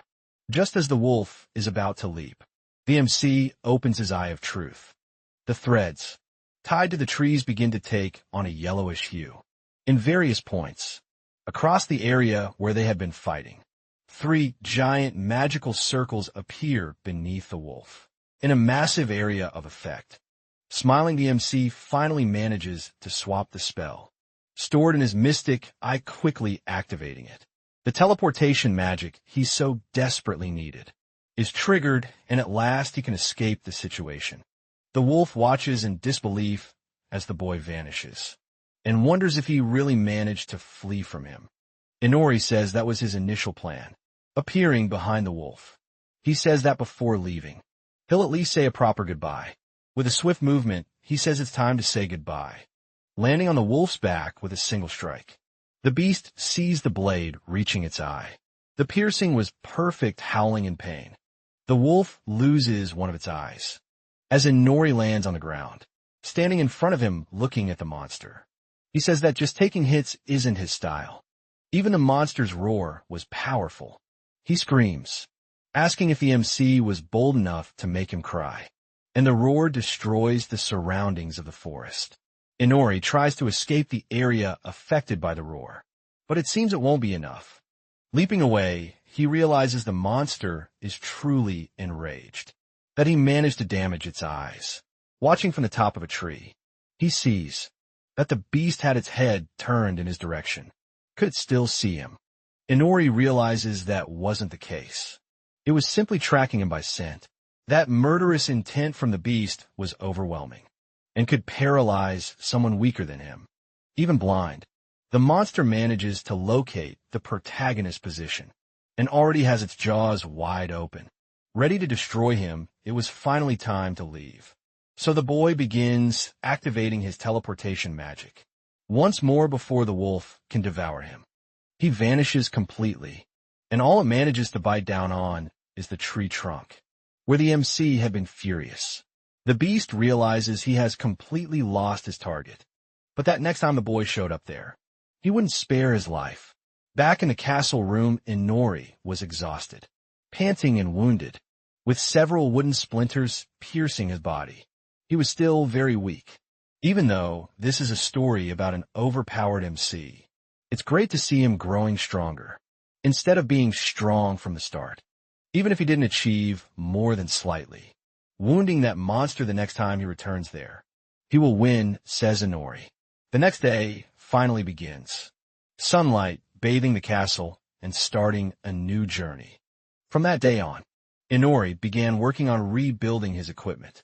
He infiltrated the 5th Infantry's arsenal, using his shadow dimension magic to see what he could snatch from there. Even with the power to create weapons, he takes some from the arsenal in order to use them as materials for his transmutation magic. And for emergencies, he had collected none other than the fur of that wolf.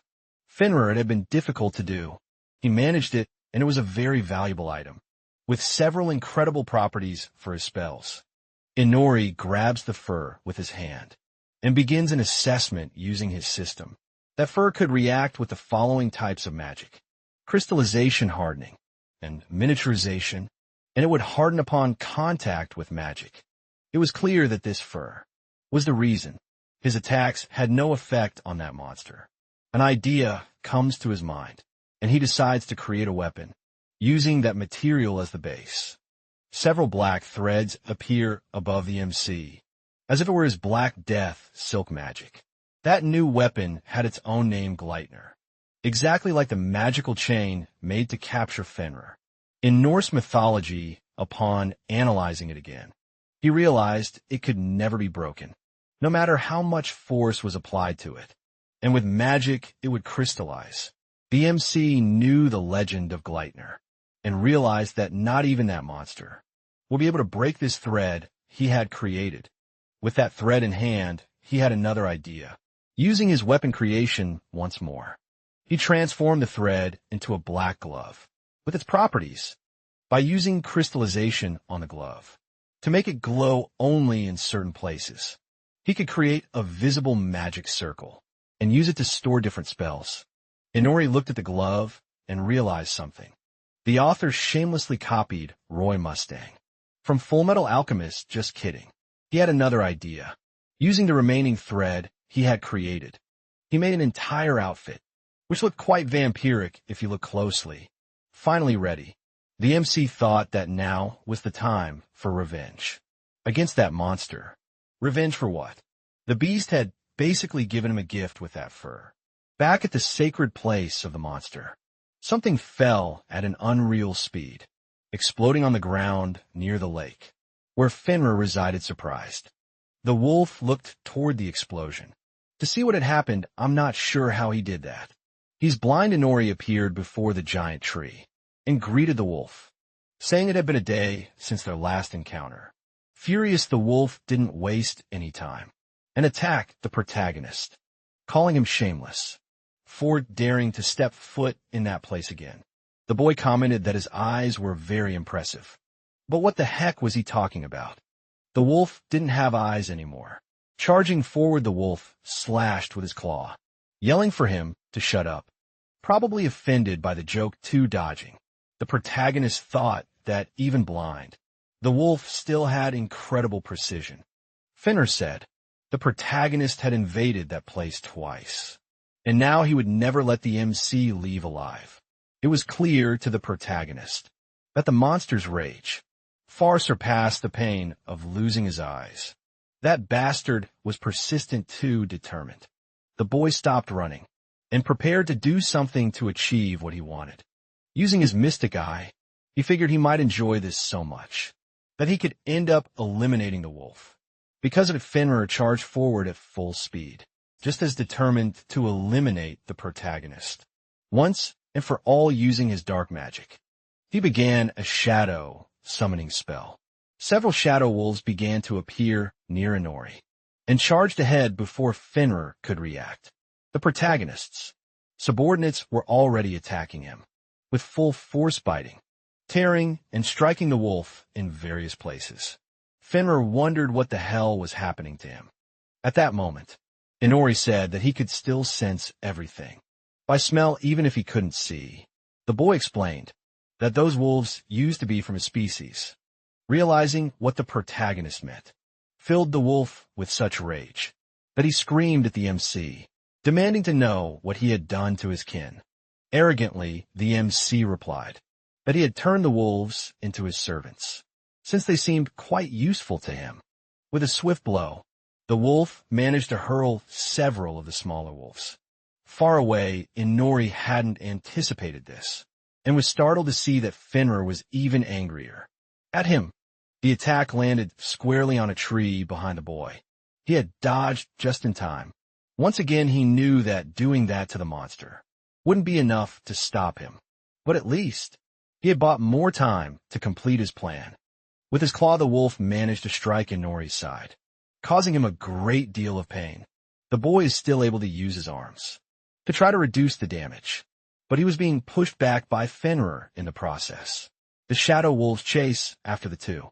Inori is sitting on the ground at the roots of a tree.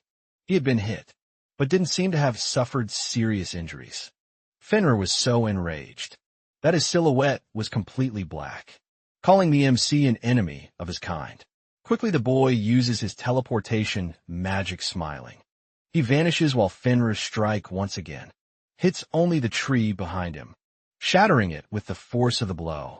With several pieces of wood in his mouth, the wolf knows the boy escaped once again, but he also knows he hasn't gone far. Sensing the boy's presence once more, he looks upward precisely where the boy appeared, with the teleportation magic circle, digging his paw into the ground for momentum. Fenrir prepares his next attack with a powerful leap. He approaches the boy with his incredible speed. Inori had stopped playing around and says the wolf misunderstood his teleportation magic. He wasn't escaping. Several threads appear around the wolf. In the next instant, something like a barrier made from Glitner's threads surrounds Fenrir, and he can't break through them. This leaves the wolf extremely frustrated. The thought that he couldn't detect these threads with his sense of smell is infuriating. From a forest floor, the wolf lifts his head and asks Inori what that bastard did. The boy explains that this was a line made from the wolf's own fur and says he won't be able to escape it. With a hand closing motion, Inori prepares his final blow. The threads begin to rapidly and dangerously close in on Fenrir. In a single moment, he is completely bound by the threads, pinned to the ground in a very humiliating position. He begins to scream in rage and tries to cut the threads, but they were made from something that couldn't be severed.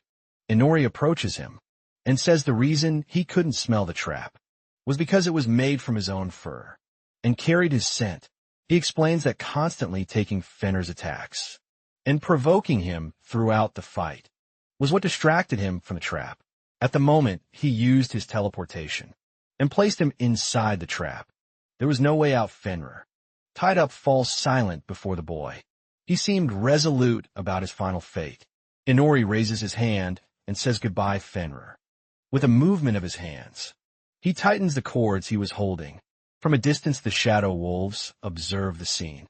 Fenrir then wonders if this is how his life will end, and the pact, it would also be undone with his death. The moon shone brightly at that moment. Now we see half of the protagonist's face. His mouth was stained, and you know exactly what that stain is. Looking at his system screen, he notices he leveled up 5 times after eating the wolf, and even gained some skills during the battle. Something written in the system window catches his attention. A unique skin appears called King's Vessel.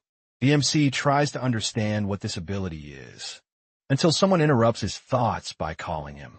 Startled, he sees that the servant wolves he had created could speak. Even they were surprised by this new ability. Looking at the system again, he theorizes it's due to the new skill he received. which also seemed to apply to the servants. Inori asks why the wolf called him. He then asks if the boy couldn't turn Fenrir, their former master, into a subordinate like them. Their former master had fought desperately to protect those lands and everyone who lived there. That's why he wanted the monster to be turned into an ally for them. Inori agrees with the idea and says he'll do it, and the wolves thank him in his thoughts. Inori realizes there's no downside for him. It's certainly a good idea to make Fenrir a vassal. Looking around, he notes that he's feeling quite tired. Back at the castle, we see a dinner taking place. The three heroes are talking among themselves, and Ryu says he's been thinking about something for a while. The first and second princesses don't seem to get along. Tamaki comments that it's not quite like that. The second princess just seems very reserved. Away watches their conversation without saying anything, while Ryu disagrees with Tamaki's theory. While the three continue talking, Inori is having a hard time because the food there had way too much garlic. Interrupting his thoughts, Inori hears Rudo saying that he hoped the boy would help them with something. Protagonist then asks why his name was being mentioned. At that moment, he would rather that Tamaki or Aoi do whatever needed to be done, since both of them were girls. Reeve says that they weren't close to the second princess, like he was since he was taking lessons with her. So, he could fix the relationship between the princesses. Inori protests, saying that the first princess despises him and avoids him. Marie says there's no need to worry about that, because she still complies with what he asks. The protagonist scoffs in disbelief, while Ryu smiles and says there's a reason for that. Confidently, he says the first princess was completely interested in him. Two girls become embarrassed, and Inori wonders if the boy had always been this confident. His reputation was going down the drain because of it. Rudo says that as a reward, he'll ask the first princess to give the MC one extra day off if he manages to fix the relationship between the two, and he agrees, even though he had accepted it without hesitation. He had no plan for how to do what Ryu asked, so he went to the first princess's room. Looking embarrassed, the first princess tells him to come in, as she already knew the MC would come to her. Ryu had warned her in advance. Inori was already regretting being there, as she was acting superior to him, which annoyed him. Amanda says she'll allow him to speak with her, and that he should feel grateful for the opportunity. Looking around, Inori notices that the first princess's room was quite luxurious, even though the interior design lacked consistency. Pleased with herself, Amanda asks if the MC is fascinated by the room's beauty, and answers her own question, saying it's likely. He had never seen anything like it in his life. A boy approaches a vase that looked very expensive, points at it, and asks if everything there was to the princess's taste. Shrugging, she answers no. Those were gifts from her mother in other countries, since royalty doesn't usually buy things for themselves. She calls him ignorant because of that.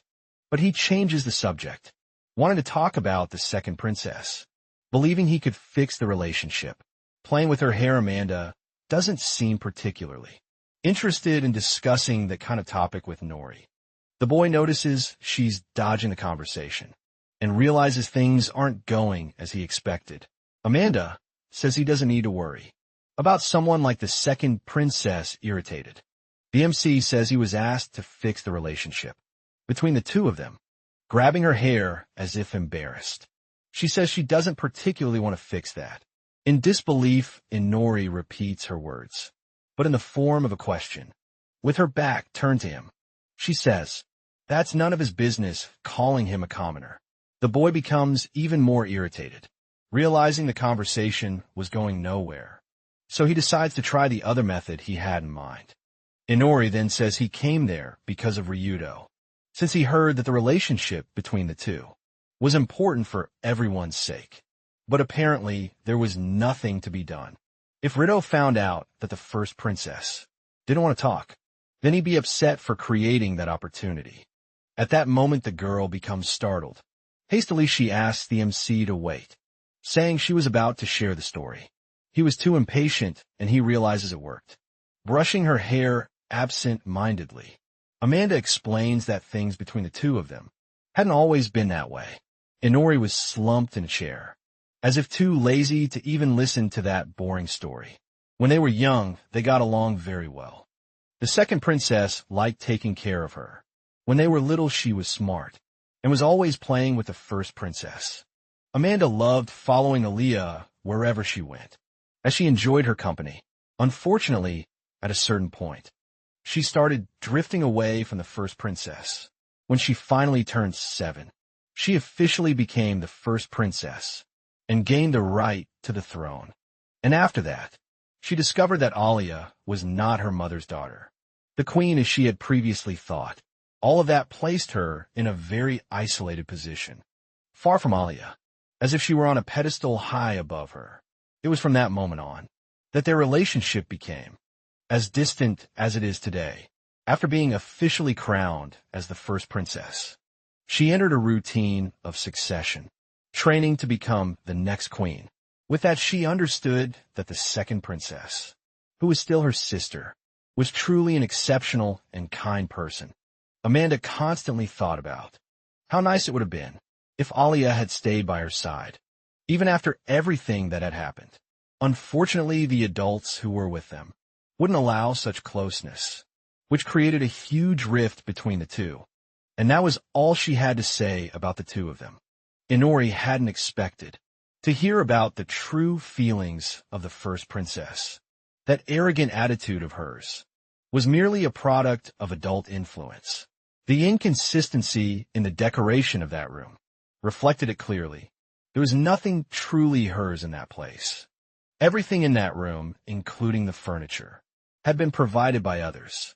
She basically had no identity of her own, relying on her status and acting as if she were superior was the only way she knew to assert her sense of identity.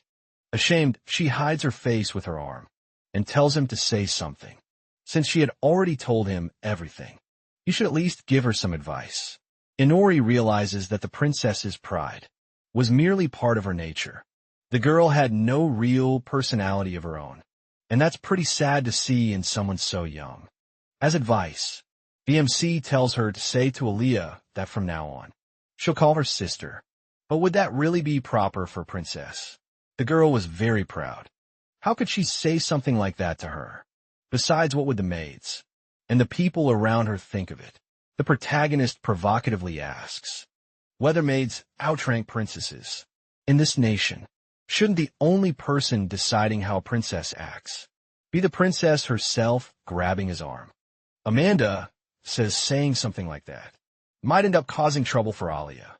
Inori replies that the second princess wasn't as weak as she thought, and that catches the first princess's attention.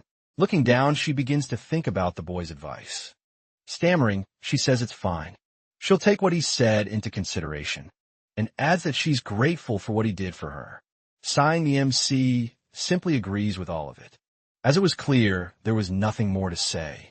The scene changes, and we see Nala's face. She was standing before the protagonist. He had just summarized the whole story for her. Upon hearing it all, she says she understands. And even if she isn't exactly thrilled about it, she'll pass along his message. Inori notices her reaction is rather flat. But it was natural. She was the second princess's maid, and may have learned to be like her.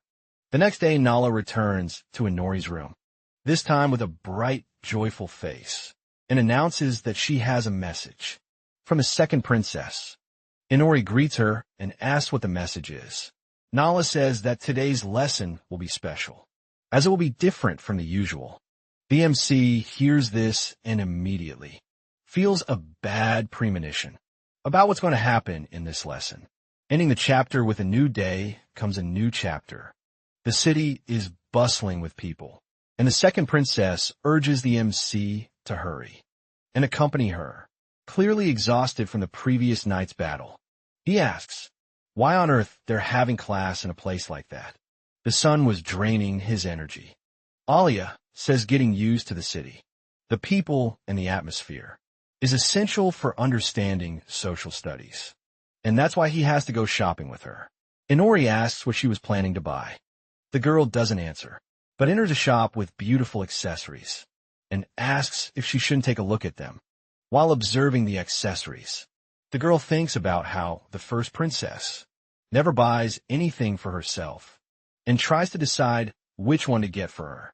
Inori just watches. She was quite indecisive about what gift to get for her sister. Calling for the protagonist, she points to one of the accessories and asks which one he thinks looks prettier. Uninterested in wasting time on that, the protagonist says both are great. Alia says that the accessory isn't for her. Inori is a bit confused by that.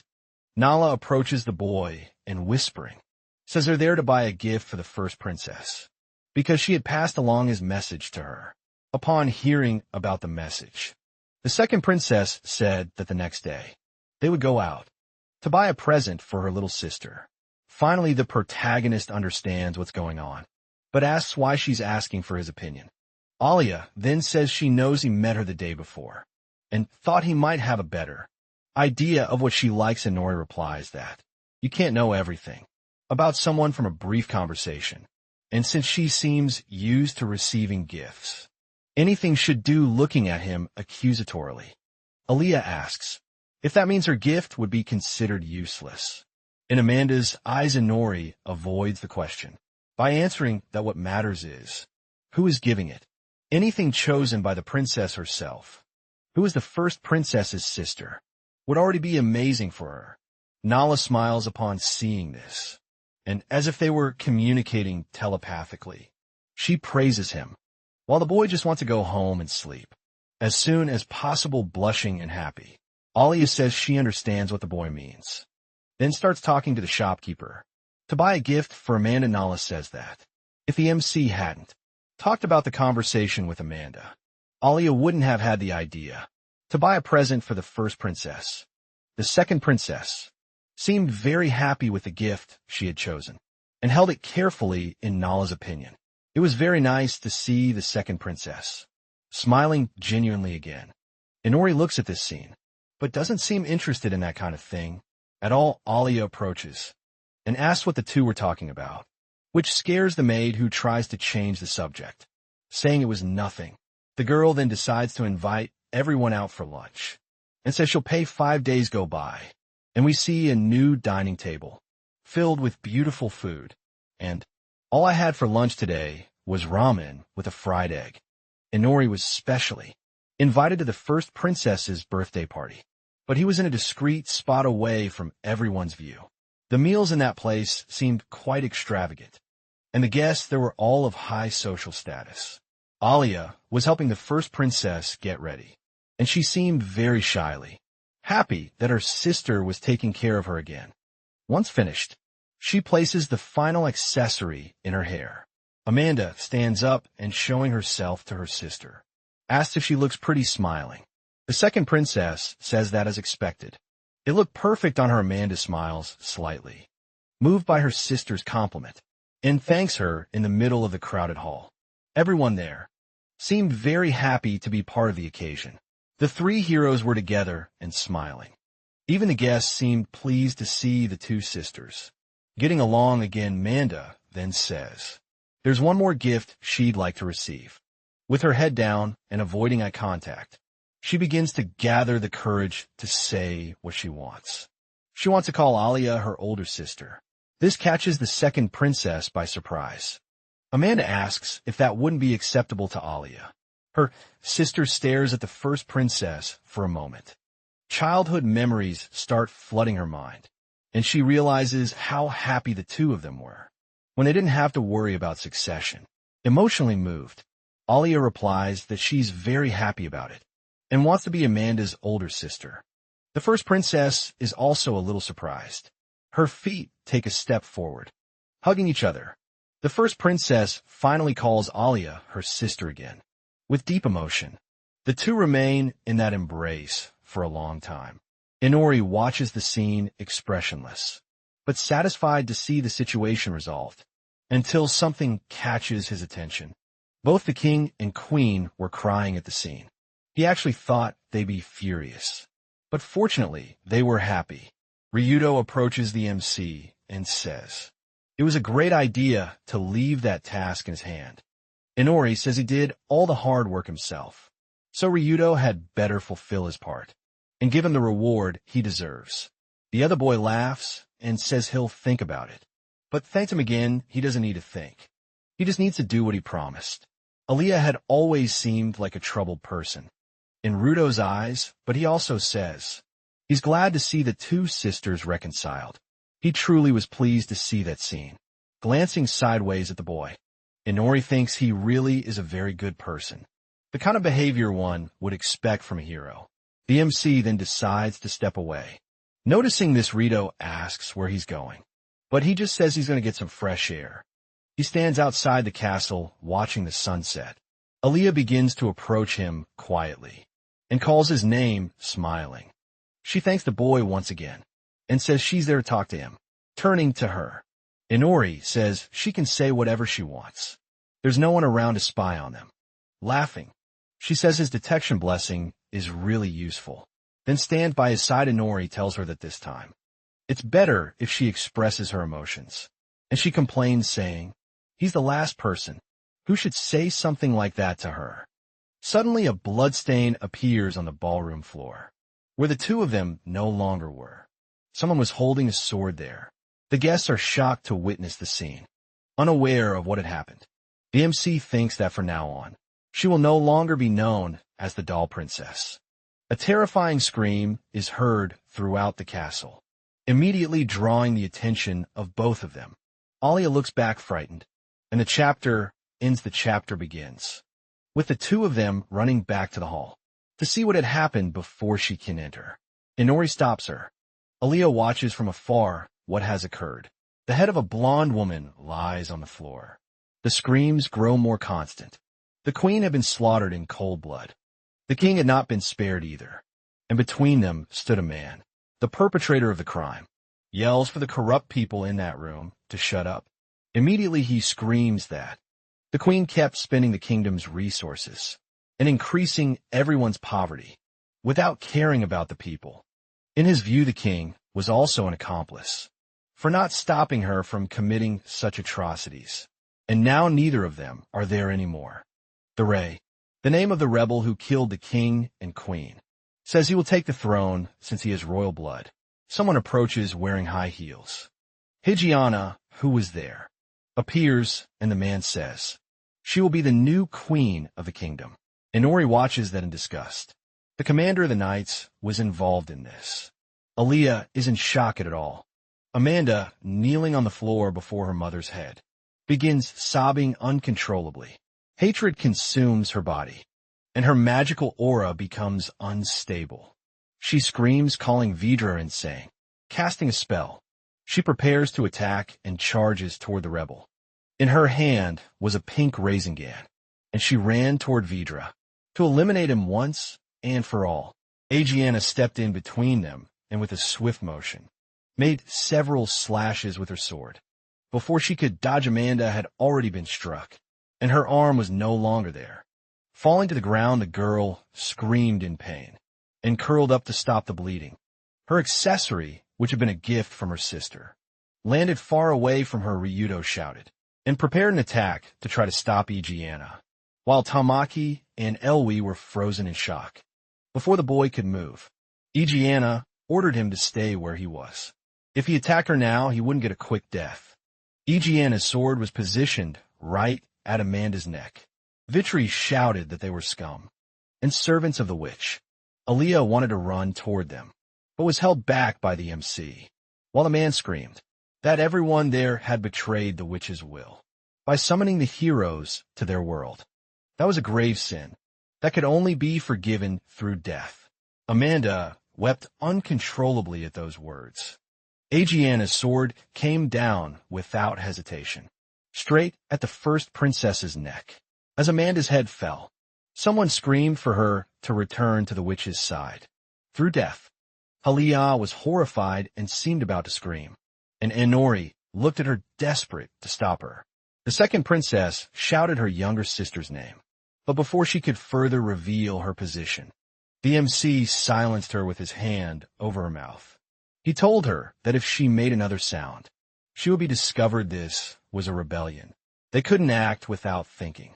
This was practically a grand event for such an occasion. Vitri yelled to the citizens to send the fools gathered there to the witch's side and punish them. The party guests began to panic. Gathered there, the kingdom's cavalry began to massacre everyone in the banquet hall. Indiscriminately, men, women, the young, and the old were being eliminated without mercy. While hearing the screams of the nobles, Vitri declared that corruption, discrimination, and waste, all of it would fall, along with those corrupt elites and the royal family. Shouting the man said that they all deserved to die, and that's why they were being punished. Alia tried to break free from the protagonist, but he held her, asking her to stay calm. If she moved now, she would die too. Tears began to fall down her face. Amid her despair, Inori told her she had two choices: die shamefully there, or escape and survive. While all the guests were still being killed, at the party, Ryudo knelt beside Amanda's lifeless body. He began yelling for Vitri to stop being ridiculous. His scream of hatred said that there was no such thing as a person who deserved to die in a way. I disagree with him, but that's another topic. Vitri said the hero was still very young. He didn't understand what was really going on. All the nobles present were nothing but scum, who didn't deserve the lives they had. He had no idea what the true situation of the land of the rising sun was. Curious, the boy shouted that even if that were true, they didn't need to be slaughtered.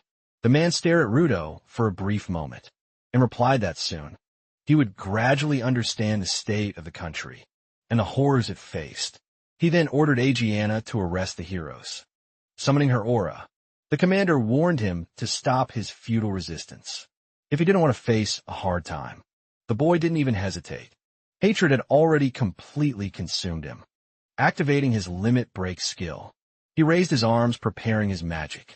A sword of light appeared in his hands, and he used it in a direct strike at the commander of the royal cavalry. But he noticed something unusual. The woman effortlessly blocked his attack completely and was left unharmed. She praised him, saying it was a decent strike. His judgment and power weren't bad. Before she could finish her sentence, the boy was already defending against her counterattack, which struck his sword. He stood no chance against that sword woman, while he struggled to land attacks. Adrian defended without even breaking a sweat. Even so, Ryudo wasn't entirely weak, and managed to cause some damage to the area where they were fighting. Several slashes hit the floor and pillars of the hall. A way appeared. She was fighting too. Creating a shield, she managed to block the attacks from the rebel soldiers who were trying to capture them. Tamaki said the two of them needed to rescue Ryudo quickly, but Aoi replied there were too many soldiers for just the two of them to handle. Right now, Aegiana was near them, but her attention was still on the boy. He was tired and out of breath, but he hadn't given up yet. Advancing toward her, he tries to strike, but Adriana dodges and says, "The girls are also having trouble and won't win that battle." The commander's sword comes down directly toward Rudo's face, but he manages to block it at the last moment, even if it costs him all his strength. Adriana asks what he's going to do. Even if he keeps fighting with all his might, he won't be able to defeat her. It was time to give up, says the commander, her face calm. Once she finished capturing everyone there, she would still have to deal with the second princess. Aaliyah was crying, kneeling on the ground. After everything that had happened, Inori watches her but takes no action. He apologizes for breaking the mood, but says if she stays there, she won't survive. So she needs to decide whether she'll stay or escape. Aaliyah clutches her robe tightly as tears fall uncontrollably from her face onto her dress. The MC then asks if she's going to give up again now. Those words hit Aaliyah hard, and she finally snaps out of the trance of grief she was in. Standing up quickly, she says she won't give up and will survive for Amanda's sake too. Still crying, she turns to Inori and says she won't give anyone the right to decide her death. Inori looks at her and with a smug smile says he'll help her escape. Finally, after 24 chapters, He stops calling her second princess and calls her by her name Aaliyah. The girl finally stopped crying in that moment. We return to the fight between Ryudo and Igiana, which was still going very badly for the boy. Finally, his sword of light shatters.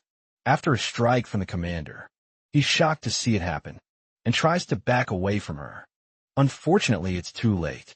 Igiana says everything is going to end now.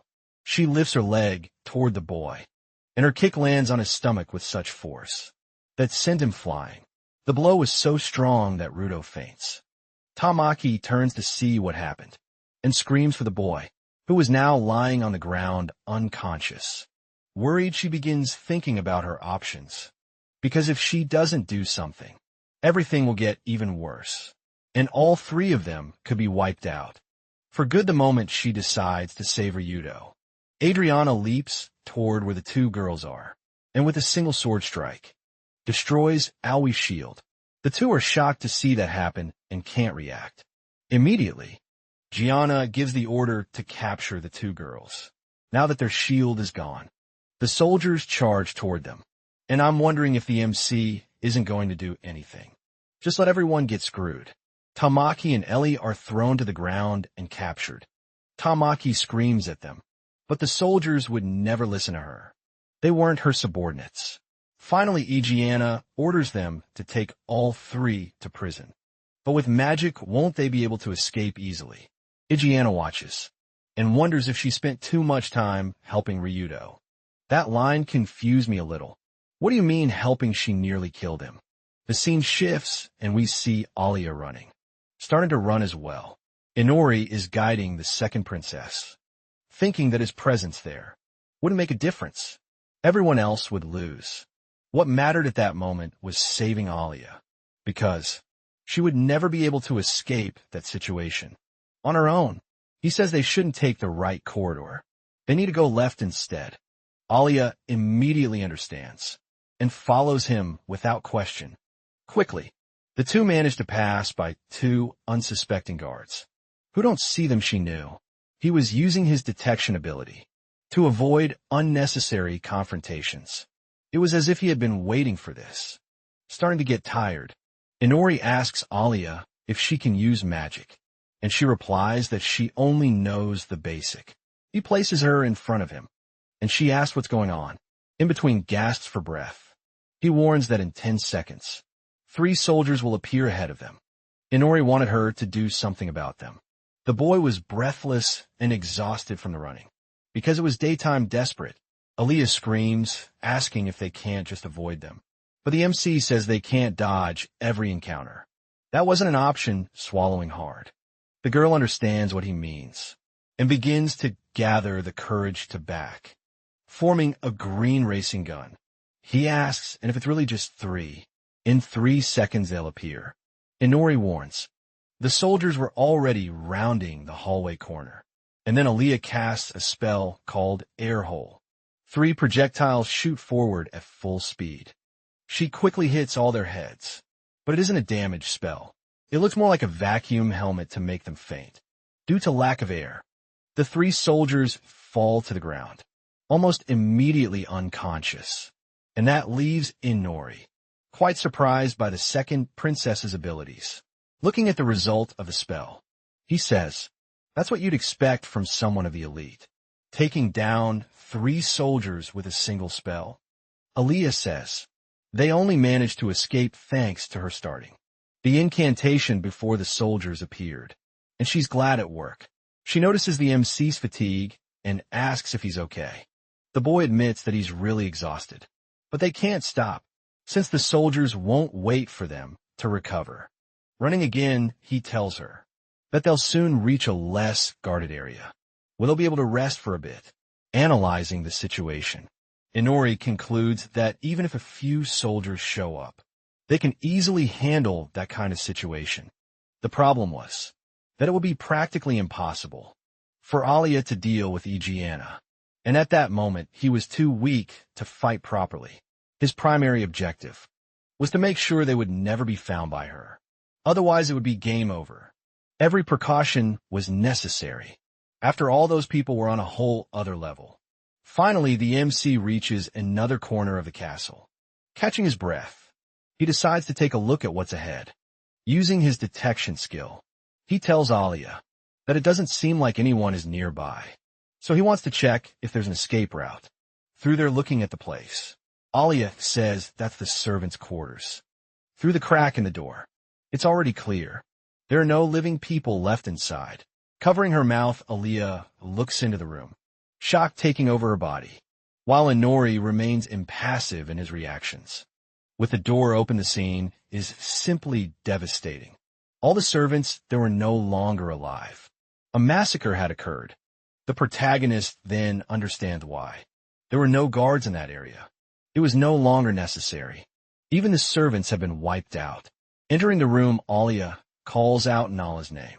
She finds her most loyal servant lying on the ground, like a sack of trash. Her eyes were completely lifeless and dry. Blood stained her mouth, as she lay in a pool of her own blood. Lifting the servant in her arms, Alia embraces her and begins a silent cry, as Inori watches the memory of the servant, saying she was happy to see Alia smiling once again. Returns to her mind, and that's painfully hard to watch. Wouldn't you agree, seeing this whole scene? I expect nothing less than a brutal revenge, and that all those bastards pay dearly for this. Placing Nala's body gently back on the floor, with as much care as possible, Alia mourns her loss for a moment longer. Looking back at the MC, she thanks him for waiting for her, and says she's fine now, and Nori pretends disinterest, and says he was just taking a break, so they could get going curious. She asks him how they're supposed to escape, and the scene shifts. We are now in the prison where the heroes were held. None of them dared to say a single word, no matter how shocked or scared they were. Adriana was preparing the sealing magic, and explained that that prison was one of the most impenetrable in the kingdom, made only for the worst criminals. Without magical artifacts, it was impossible to break the seal, so they'd best remain quiet. Tamaki asked if they could at least have their restraints removed, since escaping that place was impossible. Rito told the girl not to bother. The Heroes' Alliance would come after them, to rescue them, because of the coup that had been staged against them. The boy knew they couldn't be eliminated yet, since that would be a problem for the revolution. So they were buying time by imprisoning them. Adriana said he was spot on in his analysis, and praised him, saying that for someone under great tension, his mind was clear as water. The boy was emanating a strange energy, completely different from the one he usually used. His hatred was growing by the second, as he stared at the commander without hesitation. The two girls were frightened by this. Maybe they had never seen him so furious before. Gianna looked into Rudo's eyes, and thought she recognized their color. She had seen that look before in her past, in the middle of a massacre, where only she had remained standing. The rain falling over the bodies had transformed that gaze of someone who had to bury both their happiness and their naivety lack of resolve. Ayana recognizes that. She once had the same look in her eyes that Rito had at that moment. This seems to affect her feelings slightly, as she looks away with a sad expression. But Ryudo still shows his hatred toward her. Leaving the prison, she says that he was still very young. If he wanted to survive in that world, he better not forget those feelings and judgments. If she had been able to control them in her time, she might have at least saved the lives of the other two girls. Higiana finally leaves the dungeons. Aoi and Tamaki were sad about being powerless in that situation. Ryudo's hatred kept growing along with his regret, and he wonders why. He was acting like some sort of mentor. As she climbed the stairs, Adriana's thoughts turned to the MC and Alia. They still hadn't been found. It was clear they had done an excellent job, escaping what she had anticipated. Determined, she informs the soldiers that she will gear up to begin the search for the second princess, and the soldiers comply with her order. The two were still in the maid's quarters, and Alia was looking at a map, pointing out the best escape route from the castle. She points to a spot in the corner of the map, and Inori asks what's there, to which the girl replies, about a secret door that leads to the kingdom's sewers. If they can get there, they'll be able to fully escape to the outside of the castle, making it harder for them to be intercepted. Inori says it's worth a try, but asks if it's a route known only to the royal family. She says yes, it's an emergency exit, meant only for royal family members. But she also says she's not sure if it's still usable. It's not like they had other choices. The best option was to go there and see if they could use that escape route. Looking around, all Alia can think about is how sad she feels for not being strong enough to stop any of this. Nala was still there, lying on the ground with her eyes closed forever. But at least she looked like she was simply sleeping. Leaving the room, she mentally thanks them for everything they did for her, leaving behind everything that tied her to her past. The soldiers' footsteps echo through the hallways as they continue searching for Inori and Aaliyah. Using his detection ability once again, the MC manages to avoid most of them. His thought was that they needed to test that escape route and hope it was still functional. He wasn't sure. If only the royal family knew about that place. But in the worst-case scenario, he used his detection to avoid any confrontations. Running through the corridors, they continued talking in whispers. Alia truly wasn't sure if that place was still a viable escape route. But he repeats that they don't have another option. He apologizes for not being able to do anything other than run away with her, and she thanks him for everything he's done so far. Inori grabs her arm, and she looks back to see what it is. As he tells her there's an ambush ahead, there were no fewer than 20 people there. It would be impossible for the two of them to get through. In a fight additionally, there were still soldiers approaching from behind, so retreating was also impossible. The footsteps of the soldiers were getting closer to where they were. With every second, Alia asks if there's no other way for them to get past. Without being noticed, Inori says it's impossible.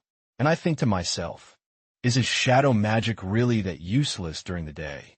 Does it just not work, or is the MC just dumb? It was clear that the soldiers were already aware of that escape route, and now the place was completely surrounded by enemies. Aaliyah was visibly frustrated and clenched her jaw in frustration. The boy then says those soldiers would kill without hesitation, and asks if they already knew about that route, or if they tortured someone to get that information. A thought about leaving her behind crosses the MC's mind. After all, it would be much easier to escape if it were just him. But with her, everything becomes harder. She once again says she will not give up shouting. She looks at the MC and says she will not stand still waiting for her death. She will fight to the end. She could have whispered that instead of shouting. But okay, Inori observes her determined behavior and truly feels moved by its smiling. He thinks that her spirit wasn't broken yet, so she was someone he could still trust. Inori says he used detection and found out that a neighboring army seemed to be heading toward the castle. That surprises the girl, and he says it was likely an army. He couldn't tell who had sent them, but he knew they weren't soldiers from this nation. Alia asks how long it would take them to reach the castle. His answer is simple: around sunset, and we see that this is happening at that very moment.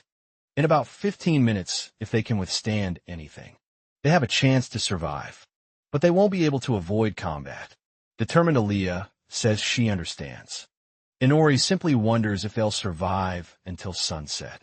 It was a 50-50 scramble. Taking the lead, Inori says they'll deal with the soldiers up ahead, since there are fewer of them, and she should watch the rear. She agrees, and the two start running. At that moment, one of the soldiers notices their movement. He shouts that the second princess has been found, alerting everyone nearby to gather and capture her. One of the soldiers orders the magical arrows to be fired at them, and several archers appear with their bows drawn. 3 arrows are launched in the direction of the protagonist, and Alia, seeing the arrows approaching, she begins to form a magic barrier.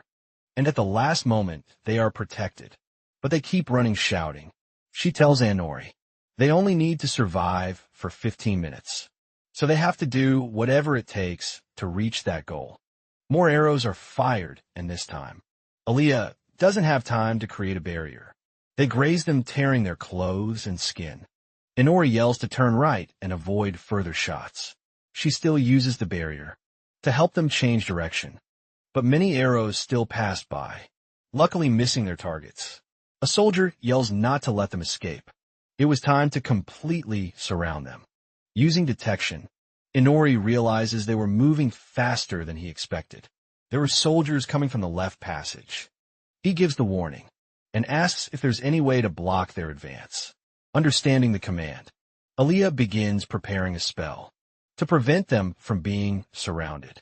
A magical barrier appears at the corridor entrance, stopping them from passing through. One of the soldiers is startled and asks what the hell that was. But another one tells them to force their way through it, no matter what. The barrier is broken through physical force. And I wonder what kind of weak magic that is. If a regular soldier can destroy it. They keep running. The point of the passage wasn't to trap them forever, but to prevent them from being surrounded. And it served its purpose. Alia runs behind the MC, but she's starting to get tired, looking through the bars of one of the windows. Alia thinks there's still time left before sunset, and they seem to be in a dead end. The girl gets scared and nervous, feeling completely cornered. Inori explains that this was the only place left for them to go. Since there were soldiers at every other possible exit, there were still 3 minutes left until sunset. They had to hold on for that long, but they had already been found in that location. The order to fire magical arrows is given and followed immediately. Throwing herself on the protagonist, Alia creates a new barrier and places him behind her to protect him. Someone asks if they should engage them physically. The commander refuses, saying many of them had already been defeated that way. Better to use arrows. The attacks continue relentlessly.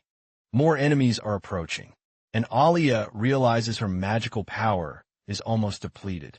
If this absurd number of shots keeps coming, she won't be able to withstand all of them. She must at least block the fatal ones. More arrows are fired this time, in a quantity far greater than Alia could defend against. And her barrier is smaller than before. En explosion occure. From the impact of the magical arrows, the commander orders the archers to prepare the next barrage. They won't stop until the two are completely eliminated. Her barrier finally breaks. Alia uses a magic circle on a wound on her arm to stop the bleeding. Unfortunately, she was already too exhausted to continue. The next barrage would be the last. Alia wouldn't give up easily. Still using her shield one more time, she manages to block more fatal shots from the soldiers. Now exhausted, the girl looks at the MC and asks if help would really arrive by the end of the day. The captain sees there's no counterattack, so it's the perfect opportunity to strike. But something catches his attention. Only the girl was there, lying down and injured. The other boy had vanished completely. Alia, lying on the ground, searches for the MC and, with tears in her eyes, wonders where he had gone. The ground where the MC stood seemed to have a dark puddle, and she tries to call out to Inori but gets no response. Screaming, she asks where Inori is and starts searching around for him. Desperate, she wonders if he had used her as bait to escape and left her behind, but she feels conflicted, thinking about how he had promised to help her. Was the story about reinforcements? Just something to make her fight until the end, and buy him time to run? Was it all a lie? The girl's mind is in turmoil, and the soldiers take advantage of this moment to finally eliminate her, advancing under the commander's orders. Looking up, we see that she was already at her limit and wouldn't be able to defend herself. The sun had finally disappeared behind the hills, and now night had fallen. It was time for the reinforcements to arrive and save them. A twisted smile stretches across his face as Inori appears, apologizing to Alia for keeping her waiting. A dark and terrifying aura manifests before the girl, who was on the ground, nearly unconscious. Inori was there, and now it was his turn to attack. Frightened, the soldier who had been commanding the others realizes that the area has gone completely dark. Things were about to get really ugly. Turning to his companions, he yells that he can't see and orders someone to light a torch and illuminate the area. A shadow of a giant wolf appears over all the soldiers, and they are stunned and terrified by the darkness surrounding them. Inori then asks his loyal servant Fenrir to take care of those soldiers for him. Obeying the command of the beast begins to act. Before the soldiers can even realize that their end had come, the scene is not pretty, and you two wouldn't let me show it to you. But I can guarantee that none of those men are leaving there alive. The captain yells for them to attack the beast that was finishing off all the soldiers. But no one had the ability to strike a shadow. Confused, he asks why the soldiers are screaming and demands a report on the situation. But no one there would respond to his command. Hand appears in the still very dark hallway. The captain looks at that hand, not understanding what is happening.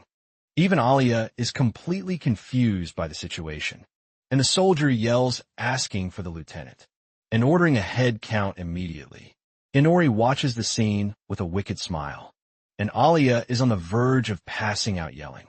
The captain demands a response, while the MC approaches from behind, saying that no one is going to answer him, no matter how much he shouts. Turning around in fear, the soldier screams at the MC, asking where he came from.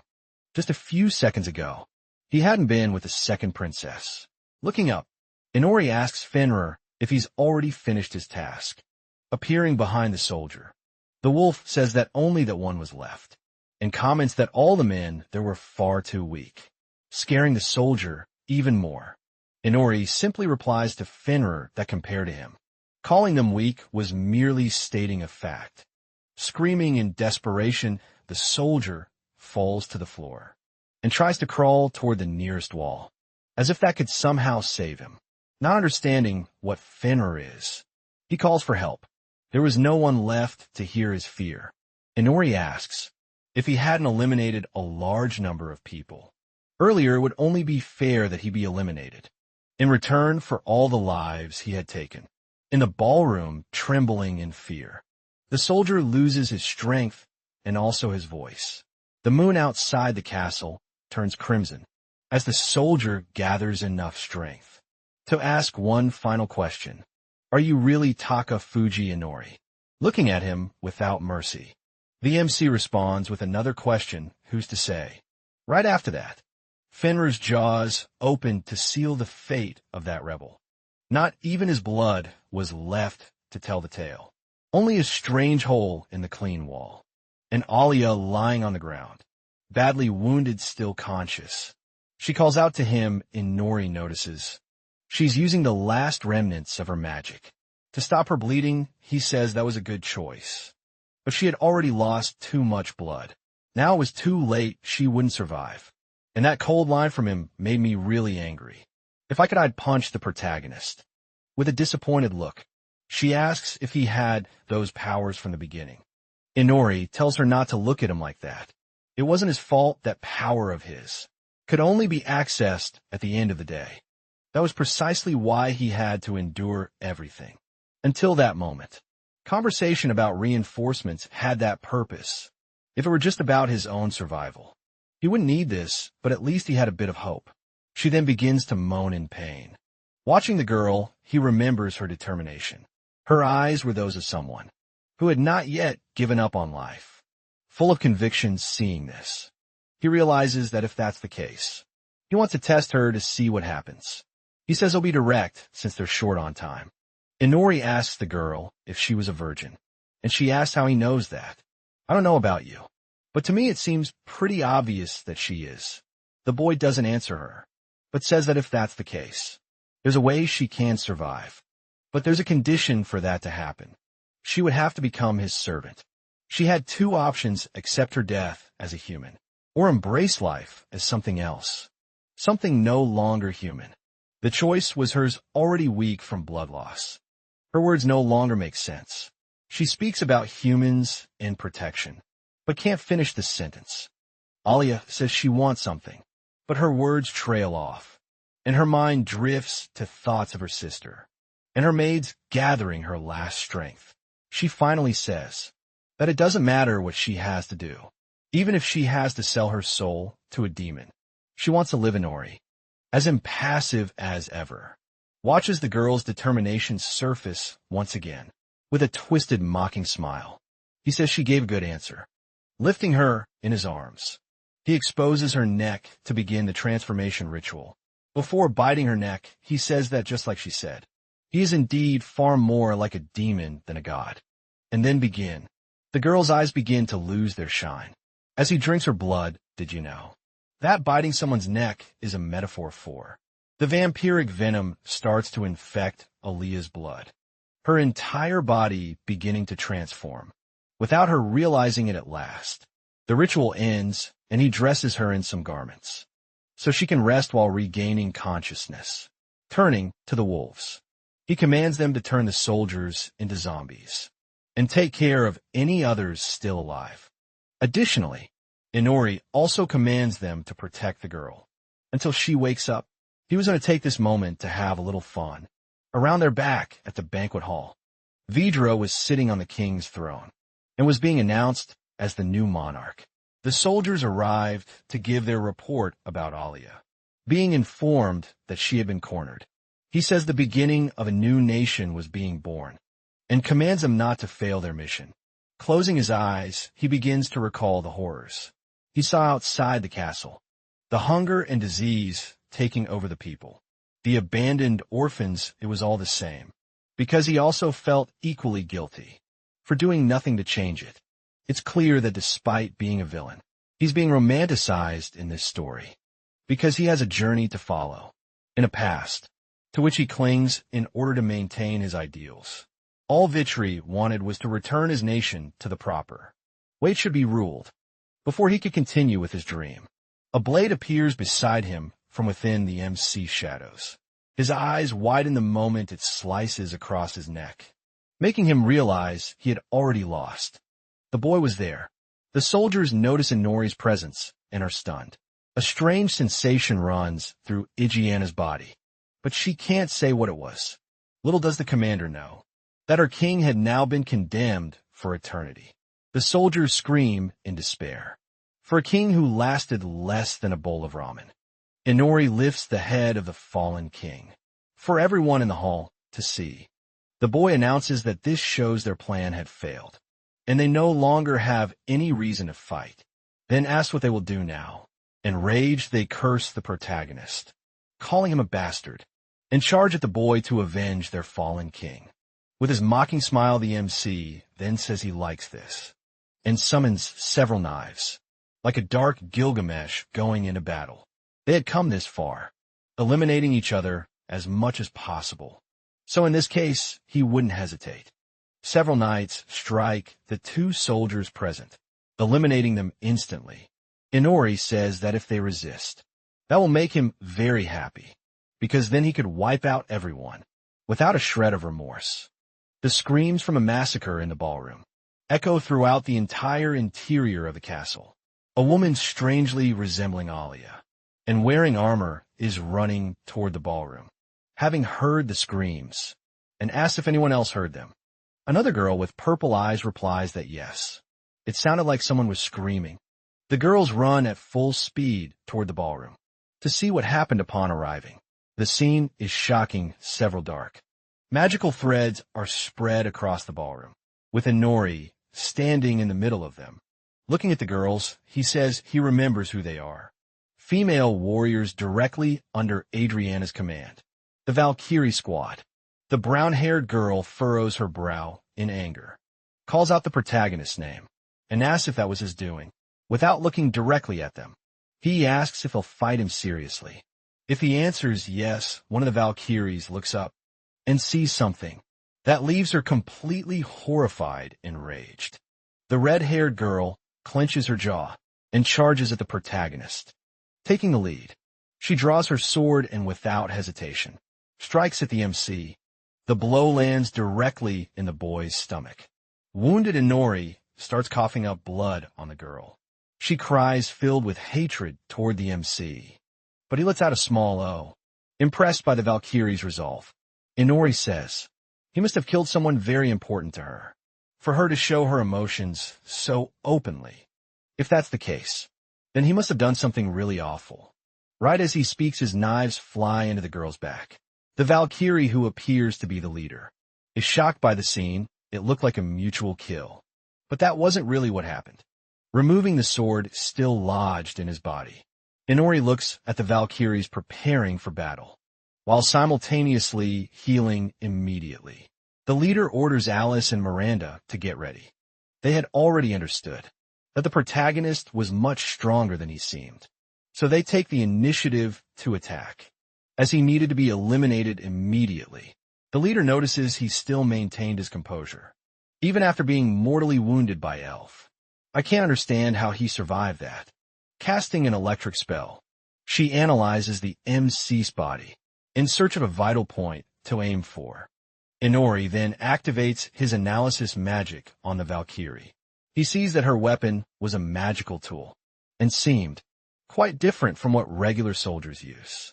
While analyzing, something completely catches him by surprise. Looking down at his foot, he sees that a crust of ice had formed there, preventing him from moving. One of the Valkyries says she managed to trap him using ice magic, and the other tells her to leave it to her, then goes in for the attack. An unidentified projectile flies past the NC, and even just grazing him, explodes a chunk of his torso. That too was a magical tool. The activation speed and power of those weapons were on a whole different level. One he couldn't quite keep up with. Charging toward the protagonist, the leader lands a blow on the MC's face, causing major damage, landing on the other side in a pose filled with aura. She believes she's defeated him.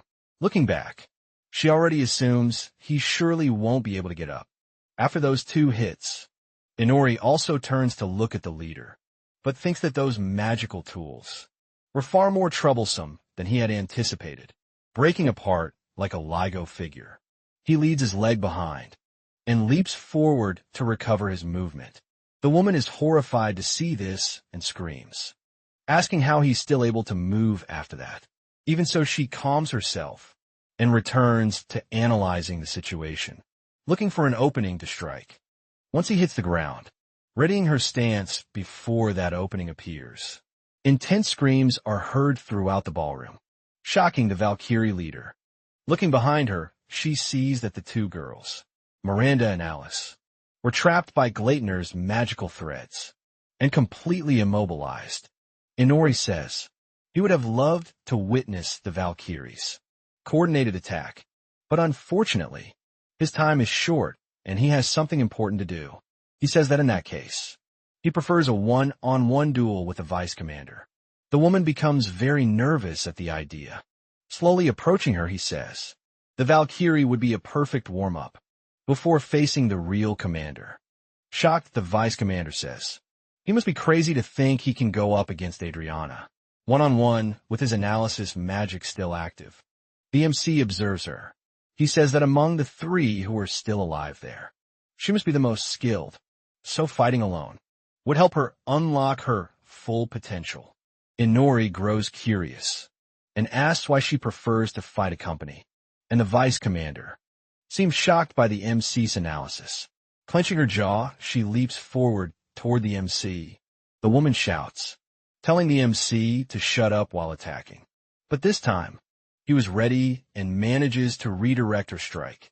Attacking again, she yells once more that he knows nothing about her, so he shouldn't speak nonsense. Well, he knows. She's already lost her composure. An explosion of magic erupts right beside the MC, but he dodges it and is already fully healed to fight her. Summoning one of the knives from his shadow dimension, he grabs it and uses it to block another strike from the vice captain. The built-up rage causes her mind to bring forth memories of when she was recruited to the Valkyries. By Commander Igiana, her name was Maria, and she was being introduced by Igiana to the other women, asking them to take good care of the newcomer. The three girls turn to see the person arriving with the commander. She doesn't remain silent, as if expecting some sort of rejection. From the women present quickly, they gather around her and excited by her presence, ask her to join them and begin to make friends right there. Maria starts to blush, happy to finally be accepted, somewhere back in the present. In the middle of the battle, Maria yells at the MC, asking how he dares to insult her comrades. She won't forgive him, delighting in the fight. Inori shouts back that Maria's fighting spirit is impressive. He tells her to keep going and give her best, and she starts being struck in several non-lethal spots. Inori is ecstatic and thinks he wants to keep fighting her longer. But if the sun rises, he's done for. Bro is the reverse Escaner. Maria makes an unexpected move and charges at the protagonist without aiming directly at him. This catches Inori off guard as she passes by his side. Quickly, the vice commander's blade is at the MC's. Magical threads raising the threads. She commands her comrades to get up and return to battle. It was time to avenge Elf. She wasn't alone. The Valkyrie squad was home to all of them, and her mind turns to her family. A scream is heard, a mouth opens, and we see that one of the Valkyries bites Maria's neck. Looks like that one wasn't a virgin anymore. Looking at her comrade, the vice commander is stunned to see that she's being devoured by her. Miranda was also biting another part of her body. They had already been completely possessed by the MC's blood. A wolf appears before Maria and explains that, unfortunately, those people had already become zombies. Even transformed, the girls still retain some memories of their comrade. Nori is behind one of them and says their fight was amazing. Already disinterested again, he says that if he were a little more greedy, he could have enjoyed the fight more. But there's nothing left to do. Leaving, he says, the four of them could now do whatever they wanted. As he walks away for good, Maria is in shock, watching her comrades approach her like mere zombies, ready to devour her. All the Valkyrie can do in her final moments is scream in despair for losing everything she had. 3 zombies then completely devour the body of their former vice commander. Inori doesn't even turn back to see the woman's end. His final objective now is singular. The scene shifts and we see the Shadow Wolves devouring every soldier they come across. Fully geared, Ajiana runs through the castle corridors, searching for Inori and Alia. Meanwhile, Inori is also hunting his prey with a mocking delight. Ajiana feels another bad sensation. Little does she know that everyone who stood by her in the rebellion is already in the next world, and she continues running through the castle.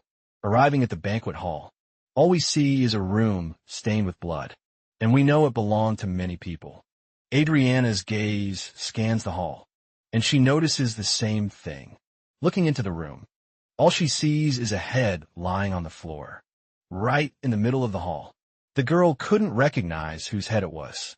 Facing away, the face couldn't be seen. Commander approaches, and finally reaches out to pick up the object, kneeling down and turning the head to identify its owner. She is left completely speechless. In that moment, she thinks to herself that her intuition tends to be quite accurate, and she sees that it was none other than Lord Vitry. Inori appears from above flying and comments that the moon looks very beautiful tonight. Startled, the commander turns around to see the protagonist. He says there's a phrase that was quite famous for being used in love confessions. In his world, horrified, Ijin asks if he's really Inori. As he quotes the phrase, "This head is a present for you." The commander then calmly sets Vidir's head on the ground again and calls out to the protagonist, curious. She asks if the wings he possesses belong to a demon. He looks at his own wing, as if unsure how to answer her question. Furious, she explains that this was the mark of someone who sold their soul to demons in exchange for power, and yells that he threw his life away for it. Those words leave the MC quite confused. It's almost as if she hadn't also abandoned her humanity in exchange for power, just through a different path. Inori says he doesn't understand her words. All he's doing is trying to keep living, and everything he did was to survive. In rage, she yells at him that the argument he used is far too weak. She was fighting for her nation. In this world, people needed a strong reason to live, be a family desire or revenge. It didn't matter, her hand starts to tremble. It's unclear if it's from rage or regret. Lowering her head, Igiana says that if she had taught him properly, he wouldn't have gone down the demonic path. And she finally apologizes to Inori.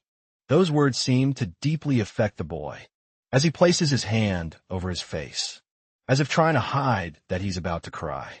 Landing in front of her, he says, "That was a very noble lecture," even though it was directed at someone who had just wiped out the mastermind behind it all. She still viewed him as nothing more than a student. But her argument had completely failed. Inori asks if she's still going to continue with the talk about the nation, but she interrupts, saying that even without victory, they can still continue. The protagonist raises his voice, calling out to her, and the scene that follows completely paralyzes the woman. From the walls, using shadow dimension magic, the shadow wolves begin to emerge, carrying pieces of the traitorous soldiers. None of them showed the slightest sign of life, and there were many. Inori says, "It's no longer a matter of we." The bodies are dropped to the floor by the wolves. Some were still alive and screamed in pain. Others gagged. Could only groan. Igiana looks at the scene in shock, completely unable to react anymore. The soldiers who had surrounded them, the ones who had carried out the massacre. In the ballroom, even the Valkyrie squad. Behind all of this mess, none of them were left to stand aside. Adriana, she was the only one still alive. According to the MC, they were only neutralized, but their lives could still be spared. Price for that would be for her to sacrifice herself, in exchange for everyone else's lives. Inori sits atop one of the Valkyries to provoke Aegiana. He was bored, as he believed he'd have a fight against her, but it was starting to feel more like a student-teacher. Debate not very fun for him. Thinking to himself, Inori wonders if he should make them fight each other. If she surrenders and does as he asked. Absent-mindedly, he starts petting one of his shadow wolves on the head. None of this seemed interesting to him. To me either. I'd rather see the two start beating each other up. Right now, Inori says he can come to an agreement with her, sparing most of the soldiers in exchange for her life. Vitteries, but she's already holding her weapon. With the sword sheath in one hand, she raises it before her, curious. The MC asks what she's doing, but gets no reply instead. Determined, she does something different, stabbing the sword sheath into the ground. A powerful aura begins to envelop the place where she stood. Inori feels the power radiating from Adriana through a wind strong enough to toss his hair. She says this is a moment of silence. She dedicates this moment to her comrades, who were humiliated and died in battle, but also to those comrades who were about to be eliminated. And then she begins to unsheath the blade with a crimson edge. Eugenia then opens her eyes, ready to cut the protagonist into 1,000 pieces, if necessary, as the two stare at each other. The woman says she will offer his life in place of her comrades. Unmoved, Inori continues the conversation and asks if she's really going to abandon her soldiers to fight against him. Furious, she says the Night Corps was a unit to which she had devoted her entire life training. She would never abandon them with her own hands. She would put an end to everyone's life there. I don't get it, she won't abandon them, but plans to eliminate them. Did she finally lose it? Inori is also stunned by those words, but remains in position. He says that if she does this, there will be no one left to care for the country, and it will collapse. Is that what she wants? Approaching the NC calmly, she says that the people are still there, even if the corrupt nobles, the soldiers, the royal family, even if they are all wiped out, they were nothing more than mere details. As long as the people remain united, she will fight for the nation. That was her reason for living. Her aura grows even larger. The display of power from that woman was impressive, even to Inori. Finally, he could have a bit of fun, and with a sighing smile, the MC gives me hope that he might end this rebel. A wicked grin appears on his face once more. He was getting excited by the possibility of fighting his teacher. She grows curious about his reaction and comments that he seems satisfied with her answer. Inori hides his smile and apologizing, says that he underestimated and disrespected her. Standing up, he says that lying or bluffing wouldn't work against her, so he would answer her honestly. The magic binding the soldiers begins to fade, and they're set free. The soldiers, now turned into ghouls, begin to scream, ready to attack Adriana. He explains that those soldiers were failed experiments and were no longer alive. There was no way to save them. Smiling with his usual wicked grin, he says he had already eliminated all her comrades, and now they were against her. To them, she was nothing more than food, and they begin to rush toward her. She doesn't react immediately, and from that alone, we could tell they won't even serve as bait. With red eyes and visible sorrow on her face, she says the protagonist's name. In her eyes, he was already beyond redemption. That seems to send a chill down the protagonist's spine. He looks afraid in this panel. With a small motion, her sword begins to glow red, and almost blinding. Light takes over the area where Ayanna stood. Some of the ghouls were already around her, and she declares that the MC is her true enemy. Surprised, Inori leaps back, knowing that if he were hit by that strike, he'd be in serious trouble. With just one swing of her sword, she strikes all the ghouls around her, slicing them in half horizontally. Startled, he thinks that this one was far more dangerous than he imagined. That attack was her trump card. In her hand, she held an ancient artifact, a sword from a very old era. All the ghouls present have been wiped out effortlessly. He begins to summon countless knives from his shadow dimension.